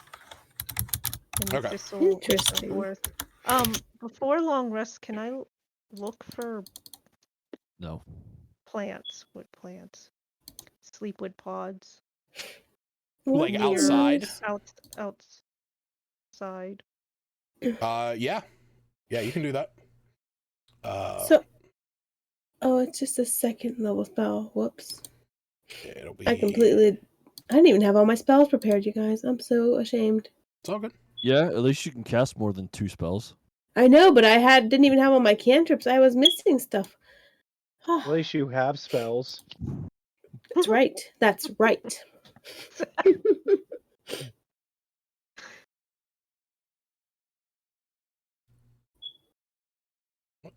What spells are you missing? Oh, wow, you are missing a cantrip. I accidentally took one off because I was thinking it was a cantrip, but yeah. So let me fix this. Yeah, Iluna, go ahead and roll me some nature checks. Go ahead and roll me 5 of them, we'll say.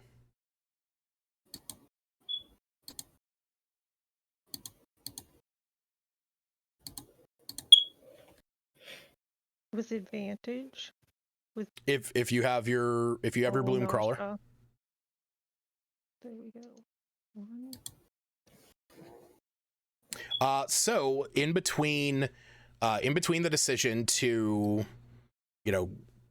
long rest, or in between deciding to long rest and the start of the long rest, while you guys have some time, because you do have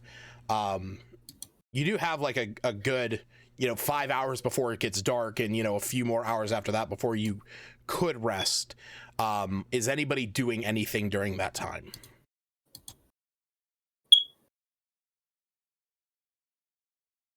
Me might go to the guy that's tinkering with the bolts and just try and learn a thing or two, or help him out so he can maybe craft more random bullshit bolts. Because I'm starting to get a plethora of different flavored bolts. Yeah. Is that 5? I can't. Where's? No, that's 4. Okay, I was trying to find the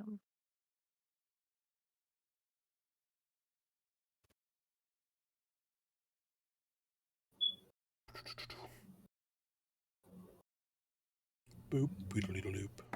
Change of clothes. How did I not even know about that? Interesting. Well, that's that cantrip. Wait, what? Snap my fingers. the cantrip change of clothes. Is that a thing? Yeah, it's a homebrew one by me. You basically when did that get added? Since I played Cooper. That's been around for a while. That's lame. That's you snap your fingers and your clothes come off. What's lame? I like the acid burn. No, but I have just now known about that. Oh, this is I like like, that acid burn. I'm putting that in front of the me. equivalent of fucking Piccolo's clothes beam. It is so useless and not worth it, but it's still in the very beginning of the anime. No, yeah, it's lovely. You snap your fingers and a flash of light, and any apparel contained within a bag of holding you own, or any apparel not affixed to someone within 5 feet of you, appears on you. You can also remove your own clothes this same way.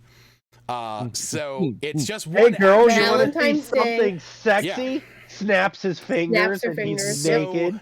So the reason, actually, there is a reason why this spell exists, other than just being able to like either put on really fancy clothing with the snap of a finger, or to become completely nude with the snap of a finger. But if you have different sets of armor, or if you have like Albina, for example, since she has the mithril chain as well as the armor of cold resistance, she could snap her fingers and switch those around. Mm-hmm. So then like this way, this. you don't end up in a situation like Irvir did in the Rhyme game, where you guys got attacked by crag cats while sleeping, and she didn't have her armor on.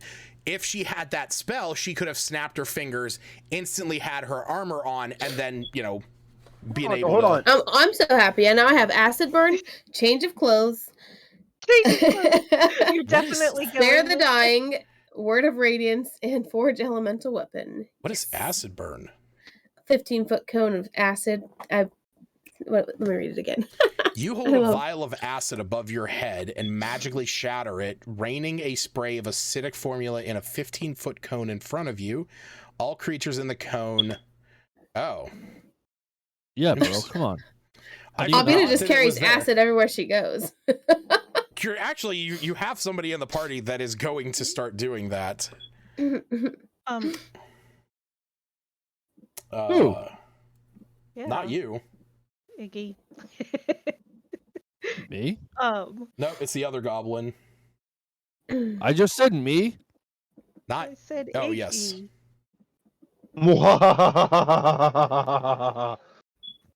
Listen, Lucas and I have plans for the time skip. You were looking for sleepweed pods, right? Yes, please. Okay. You find... No, thank you. You find 19 of them. Oh, That's I thought it? I would have to roll again. I already rolled your 3d8. Oh, okay. I like rolling dice. Okay, cool. Go ahead and roll. No, now Go I'll ahead and just roll. be grumpy about it. No, be my guest. Forevermore. If you want to roll, we'll take your roll, whatever it is, because I rolled 2 8s and a 3. So, No. or sorry, a 7, an 8, and a 4. Oh, get out of the way. Sure. Anyhow, how many? 18? 19. 19. I need to just add that in my list. Or add it to... All right. No! So, Why don't I have a plate with that? Stop taking his food. Plus 20. All right, I got my gentle repose, everybody, in case you're all worried. Oh, I'm glad you have something gentle toes. Thank you. wanted to do mm-hmm. while we were traveling, because we stopped at that monastery, and I never said it then, was mix up potions of rest. Okay. But What's that do? because I currently have 3 vials. Yeah. Mix. Let's So sit for 2 days. do you want to, I mean, you have an excellent one and 2 propers. Those have been good for almost 2 weeks. You wanted to mix up another one? I was trying to get enough to mix up 3. Okay. That was my goal. Would you have 3 now? What do you mean, would I have 3 now? I mean, I'm asking, do you have enough to make 3 now? Oh, now I do. Okay, that's fine. I think. I mean, we can just make it that you're doing that this night. Yeah. Okay, so go ahead and roll 3 herbalism checks.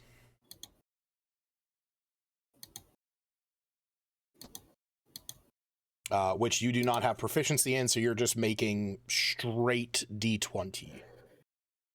Wait, can I get Albina? Not Albina. Me? Adabra? Adabra to help me, because I think that's what I did before. It's been quite some time. Because she made them after rescuing Adabra, and they were like... Yeah. Yeah, she can help you with those. So she doesn't have all of her tools, but she does have she doesn't have her mill. She's not at her mill. Oh, I was like, what? But she does have a few pieces for an herbalism kit. So what I will allow this to be is that I have the herbalism kit. You do have an herbalism kit, so you do have a full kit.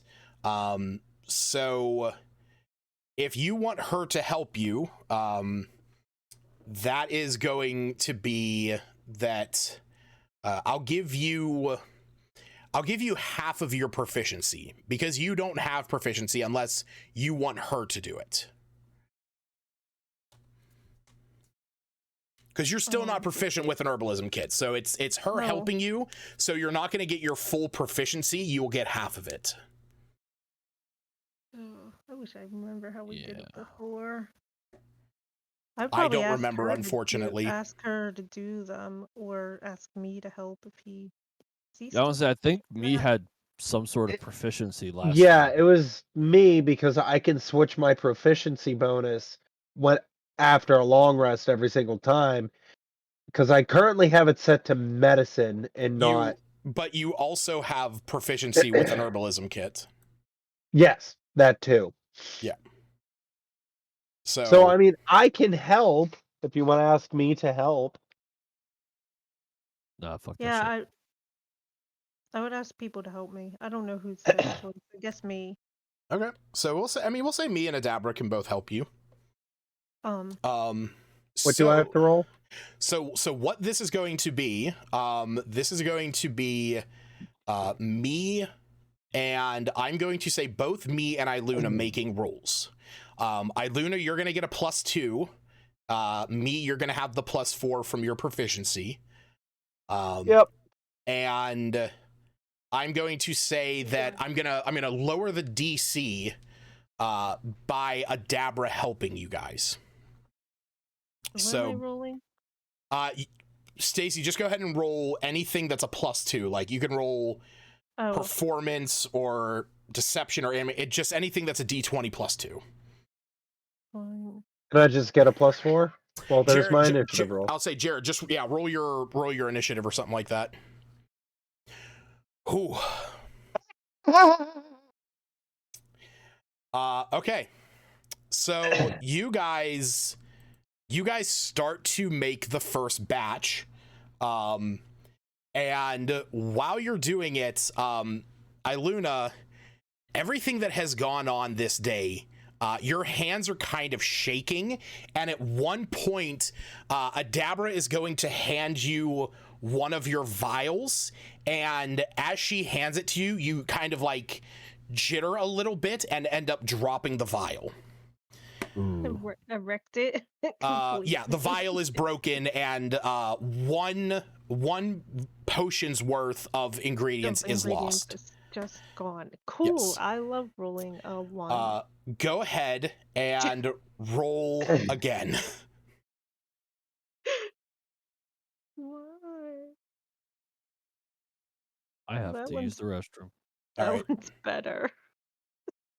That one's 2 less. Yes. So with this one, Iluna, me is kind of more nonchalantly going about this. Like, he is putting in effort, but like you can tell that he's like he has other things on his mind. You put everything you can into this. He's currently trying to figure out how the hell he's gonna get a pirate crew together, sail across the ocean. Yes. He's not the only one that's proficient in water vehicles. Yeah. But Iluna, you are putting everything you can into this. And you are able to get 1 from that. So it is proper. No, it's not. So go ahead and roll again, because this will be the third one. Okay, let's get something good. I botched this one. Let's go. That was okay. So with this one, Iluna, you are, you're spending time focusing. Adabra is like, okay, we must, carefully measure this out. Let us do this, and this should be okay. And me, as you're having this thought, you start to think to yourself, it's like, like, where the fuck am I gonna get a ship? where the fuck? And then you think to yourself, wait, does Bax still have his old ships? Or didn't he have a small ship of his own?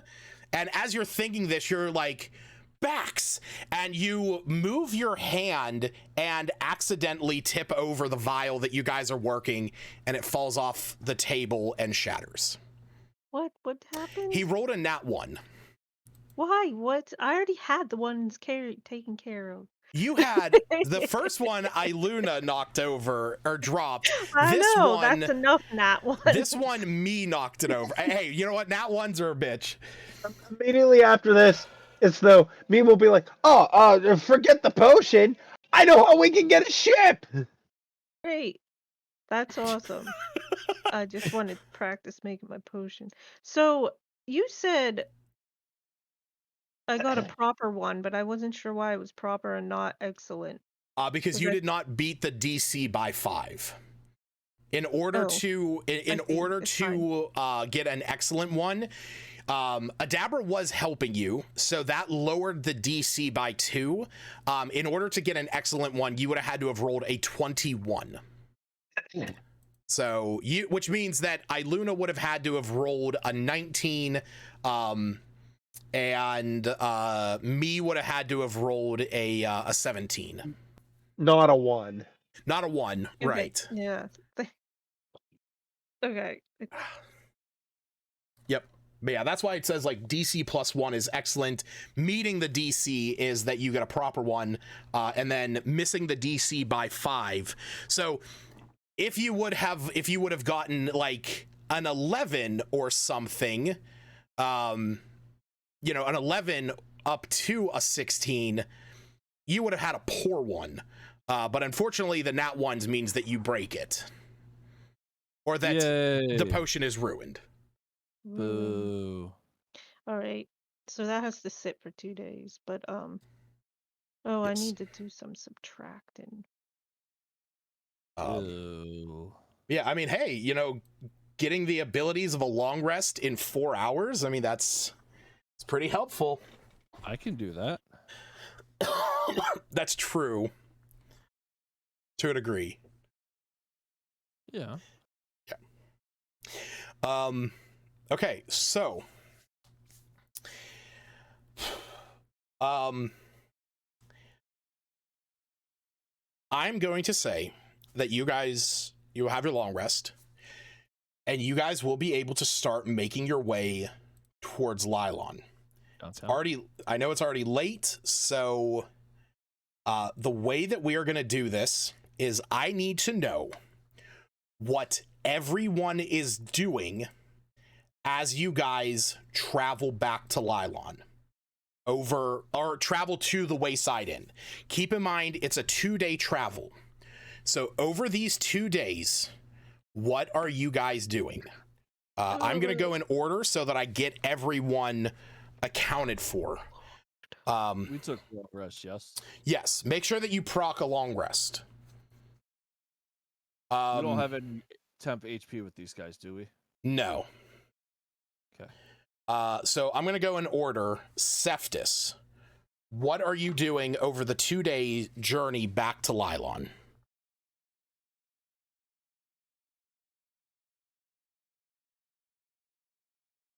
Keep in mind, this can be anything from exploring, being further up ahead.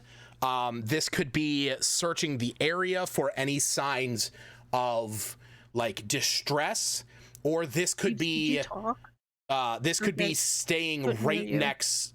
This could be staying right next to the wagon, running defense on it. Is he able to speak? He's talking. Beebs. Hear me now? Yes, there we are. All right, there we go. Good. Yeah, I was just asking, like, in regards to like riding a horse or something, but I guess be nearer the front of the pack. I guess riding the bone horse. Gotcha. Yeah, I guess I'd be keeping an eye out for anything, tree line, aerial. I'd have my bow, I guess, accessible to shoot from if I needed to. All right. So go ahead and roll me 2 perception checks.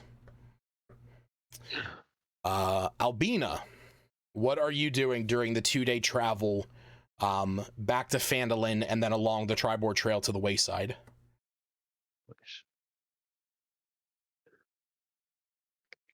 Can you come back to me? Sure. Thanks. Me, what are you doing during I the go? 2-day travel? I'm gonna 'Cause be with the guy that was working on the bolts, just trying to help him out, seeing if I can't like whittle in something and see if I can't make my bolts sooner. He is staying back. He's the Forge Master of Axel. He's not going with you guys. Okay. Because I thought everybody was going to Lila. No. There's like, yeah, all the like the clerics and everything, they're staying there. Gotcha. That's their whole place. Gotcha. Okay. In that case, I'll probably be trying to stick to the shadows myself and seeing if I can't see anybody come in. Like basically watching, and if somebody does get a bit too close to the wagon, I can ambush them. Okay. Go ahead and roll me perception checks. 2 of them. Aaron. Yo. What is you doing?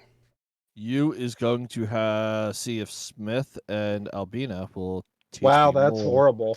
in I rolled a 1 and a speaking 2. that language. You are asking Smith and Albina if they will teach you primordial while you are traversing? Yeah. Yes. Okay, I guess that's up to Albina will. Yeah, Albina will. Okay. Smith, maybe there's something you can help her with in the future. Are you aiding you in this matter? Sure. If I can also keep an eye on things, I'd like to be flying on my carpet. Sure. On keep the an eye on things carpet? from above. We'll say, yeah. Smith's One day Smith's you like have to have it out with Smith's floating above, and it's like Albina's down there, like while you guys are traveling, and Albina's like, all right, to say, I need to find the bathroom. You say, and Smith like leans over, and he's like, the inflection is. only half out. Yeah. It's like you just said, where is the you said where is the pommel? But it is understandable. Cut me some slack, eh? I know you said every so often you'll watch them or whatever. Have you seen or have you heard Blaine Gibson from Rooster Teeth do Draconic? No. Oh my god, it's just a bunch of growls and everything else, and it's a common joke now that his Draconic is so bad when speaking to dragons, they're all appalled by it because they're like, oh, we're divine dragons, this is finesse, and you're literally gargling gravel speaking our language. Okay, so Smith, go ahead and roll me 1 perception check. 1.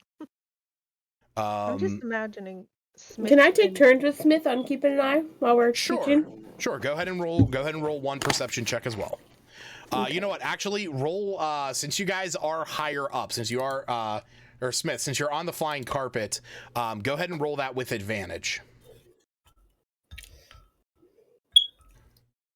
I'm imagining Smith takes some time to like sew property of Smith into the carpet at this point. also trying to etch his name into a magic item. Yeah. It's like trying to go through like 7 folds of fabric. You always have the advantage because you're higher up. He just does prestidigitation. Arguing with him in primordial. All right, so lastly, we will have Iluna. I definitely would want to keep my eye out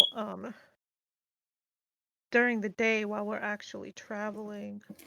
So are you traveling like next to the carts, in the area around the carts, or are you off doing your own thing, like, you know, away from the carts?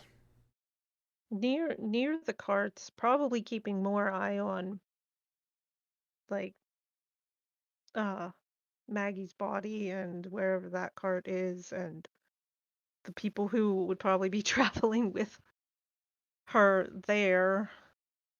Okay. But there's also anime, and Yeah. she'd probably fly higher and keep a general eye out. Not fly out, but just fly. Mhm. Why haven't you finished your food? Probably not too much higher than Smith. Like maybe I a did. little bit. I did. There's only a pepper on there left. That's one pepper too many. I want that plate licked clean. Sorry, Dad. Right? Oh fuck! I threw it. It hit my shirt. Yes. I thought peppers were spicy and stuff. No, it's a bell pepper. Yeah. It all depends on the pepper. I like bell peppers, but What I find funny is we red, give red ones only. why red? That's why red? That's weird. I hate green peppers. Green bell peppers are disgusting. Hey, Red, quick question. orange, yellow ones are fine. If explain to me this planar binding a little more. Okay, that was not what I thought you were going to be saying. What would you like to know about it? Can you use that on non-hostile, like your companions? Yes. It is any celestial, elemental, fae, or fiend. They must be within range. They must be within 60 feet for an hour. And once you have cast the spell, they make a charisma save. And on a failed save, it's bound to serve you for 24 hours. So if the creature was summoned or created by a spell, such as like, conjure animals or a golem, for example, the duration is extended to match the duration of that spell if it is shorter. They must follow your directions. You can command them to do really whatever you want. But if, like it says in here, if the creature is hostile to you, it is going to strive to twist your words to achieve its own objectives. So if you were to say, summon a demon and perform this and said, go protect, Albina's body from any danger, he might go over and kill every single commoner around, saying, well, they all pose a threat. They're all a danger, because he just wants to, kill everything. But if they do the thing you ask them to do before the spell ends, it travels, it reports that back to you. And then you can give it another command. But if it is on another plane of existence, it returns to wherever you bound it. So yeah. I wanted to test this out with you. So he is neither of the four. Oh wait, okay. Celestial elemental, or a fiend, not a friend of your service. I'm sorry. You're missing the R there, buddy. Yeah. He's not a celestial, elemental, fae, or fiend. Well, you're not. So is Iluna a fae? Is that what she is? No, she's of the fae. Elves are of the fae, but they do not have. It's not what you were looking for. They don't have the fae tag. So that's the thing to consider. So like, an Eladrin. Okay, so here's the crazy thing. Sorry, I was just trying to figure out what I could use this on after I saw that now. Yeah. So the thing is that there are some new races that came from Mordenkanen's Toma Foe that did actually give things like the Fae typing. I am a Fae creature, by the way. as a changeling. Did you make your character after Mordenkainen? I don't know, but like I'm looking at like changeling. So here's the thing. I'm looking at it creature type. You are a fae. I'm aware. So here's the thing. A changeling that came from the changelings from Eberron, which is where you're from. I mean, and I don't mean like your character is from Eberron. Your race, if you go onto your character sheet next under racial traits where it says shapeshift or shape changer, that little acronym next to it stands for Eberron Rising of the Last War. Those particular changelings are not fae. The changelings from Mordenkainen Presents the Monsters of the Multiverse are fae, but you are not that kind of changeling because I have not changed anyone to that new style. Because if I did, Albina would have got new abilities, Iluna would have got new abilities. We're okay with that. Yeah. No, I'm not okay with that because if he switches to that, Erard becomes useless and humans are literal garbage. No, humans don't. No, humans don't change. Humans don't change. The ones actually, the ones that would change in our games would have been the changelings, the Eladrins, the Fire Ganassi, I was looking at one. The goblins, and the Goliaths. Everyone else basically would have stayed the same, but like. It for some people not a lot changed, but for somebody like Iluna, it would have given her like the new stuff that came with the Eladrin. One of those things is that you get to like change proficiencies every time you rest. Oh wow! Great. Fire Ganassis, Fire Ganassis, on the other hand, they went from Fire Ganassis go from just having Produce Flame and Burning Hands to also getting Flame Blade or Burning Hands. Dang. But you also like it kind of changes how your dark vision is like flavored. But again, it's like there is slight changes, but I have not shifted anyone to that. We'll make a one shot with these changes. I'm going to during the time skip. I'm going to consider an adjustment during the time skip. I'm not so sure we finished what I was doing during this travel. I started to say, and then. Sorry, I was just when I had said if you would do something in return, I was thinking test this out. Sorry. Gotcha. All right.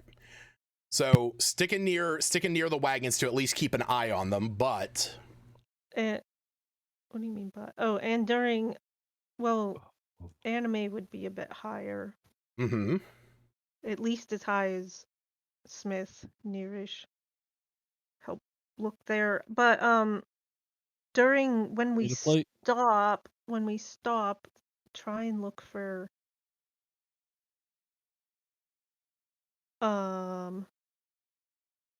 Hoofleaf and Sleepwood Pod specifically. So how many times would be stopping? Twice? You would be stopping once on your journey there because the next stop would be you guys getting to the wayside. But here's the thing. So here's the way that it's going to work. If you only want to look once you guys have rested, considering you're walking that distance, you would only be able to check the immediate area unless you want to risk exhaustion. So I would give you 2 checks to look for anything in the immediate vicinity of your camp. One for each, like one on the way there and one at wayside? Is that what you're... No. One at each stop. So isn't that... I thought that was both the stops. Yeah, I don't want to check like a ton. I don't want to use hours worth of time. The most important thing is just traveling safely, Right, but when we're stopped, I right. would stay in the immediate Right. vicinity. The main point I'm making is, since you trance for only 4 hours, you going around and looking, you would not be able to use the other 4 hours to do that, because you would just be risking exhaustion. So, like I said, it's mostly just checking the immediate area. So like I said, you would get 4 in total across the entire 2-day journey. And again, if those are at the end of everything, I'm going to give you, since you're not looking for anything else on your way while traveling, I'll give you 2 perception checks, and I'll give Anime 2 perception checks as well.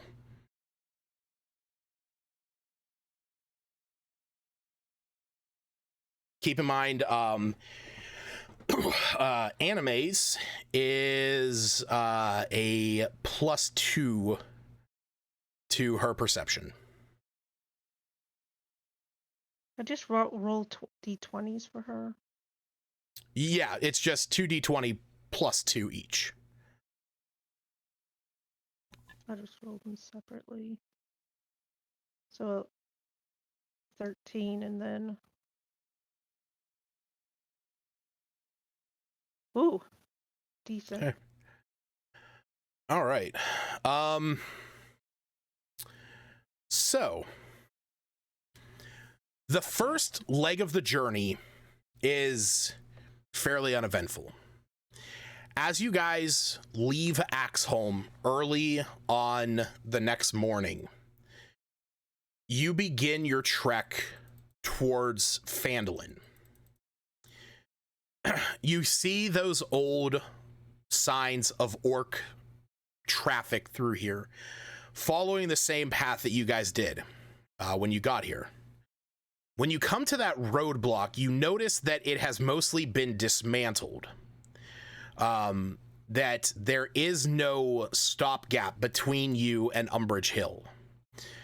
You do what you can as Lenine kind of steers the group around Umbrage Hill, just in case there seems to be any lingering orcs in that area. But when you guys reach Phandalin, you're reminded of the destruction and devastation that went on there. You see the town destroyed, the old townmaster's hall, now somewhat melted away, but still encased in ice. Stonehill Inn, the Lion Shield Coster, Barthen's Provisions, the buildings all marred and burned with the acid from the Black Dragon and the cult itself. As you're all taking this in, you see that the townsfolk that are traveling through here, there's a lot of pain in their eyes. They do what they can to move through without issue, and you guys are able to make it just before the Tribor Trail as the sun is setting, and Lenine, leading the way, ushers everyone to stop and rest for the night. She tells everyone to make sure there is a guard watch, and with all of your help, you are able to accomplish this. The next morning, Stacy, go ahead and roll those two nature checks. The next morning, you guys awake and begin to make your way west to the wayside. Do we need to roll perception again? No, you're fine. But it is as you are traveling. All right, Stacey, you get both of those. So just whatever you are looking for, just go ahead and roll the quantity die roll for whatever you were looking for.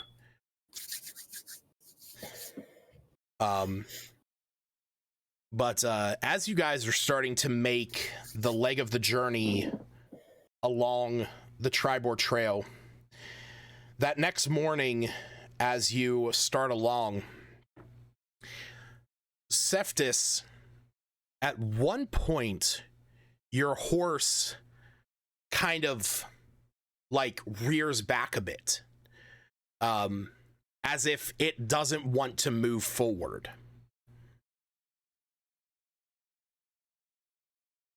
Do you do anything when it does that?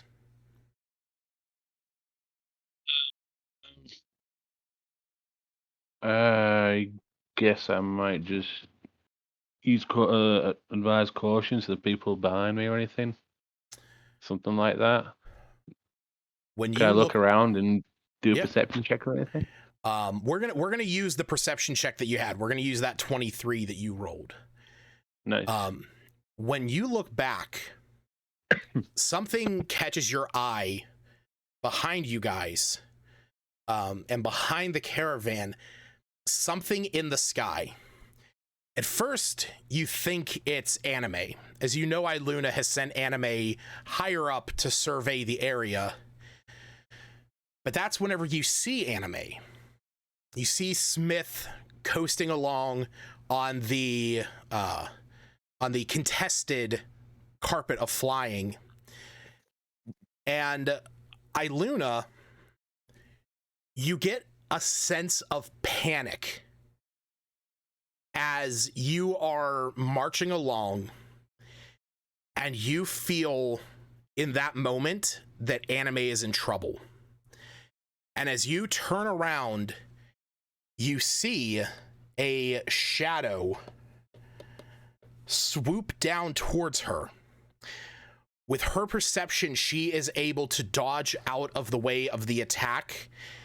But as this happens, you all turn around and see a great winged beast fly down and go to try and bite at anime. And as this happens, it flies over top of your caravan. And that is when you see two more of these step out of the brush and the forested area ahead of the party down the road about 200 feet. And they take flight. And that is where we're going to end the session for tonight. Yay, Well, we're shit. fighting 3 dragons at once. I don't They're think not dragons. I know. They're winged They're- beasts. Well, technically their typing is dragon, but they're wyverns. They are canonically different than dragons. Aw, Yay, we're fighting dragons. But that is Dragon where Slayer swords still work on those? yes, they are dragons by Nice. category type, yeah. So this is while we had finished traveling and we were about to.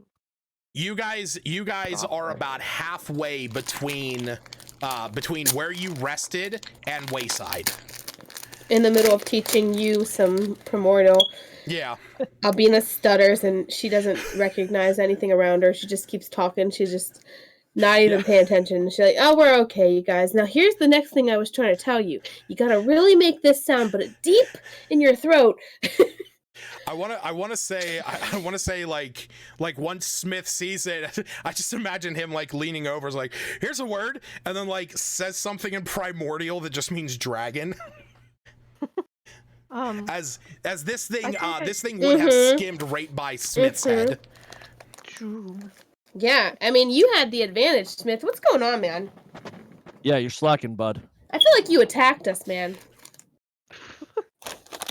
Tell the truth. You're with those wyverns, aren't you? I added some hoof leaf. I think I did it all correct. Yeah, you would have rolled 2d10. Yep. Yeah, I did that. I was like, you kind of lost me for half a second. I forgot that this table. You used to just tell me what to roll, and I forgot the table. Yeah, because I was in the middle of looking up a stat Yeah, block. no, it's understandable. You're Yep. trying to learn a lot of things. So yeah, so there we go. To those out in the stream, thanks for watching. You guys have a wonderful night. As always, catch us next week. Next week. In 2 Well, I guess Rime of the Frost Maiden. We'll have to discuss that if that game's if we're just postponing that. I don't know. Yes, I know, because I'm a horrible person for trying That's to plan right. a weekend getaway for I know. Valentine's Day. But yeah, next P5 will be on schedule on February 19th. So those of you watching the stream, thanks for hanging out, and we'll see you guys later.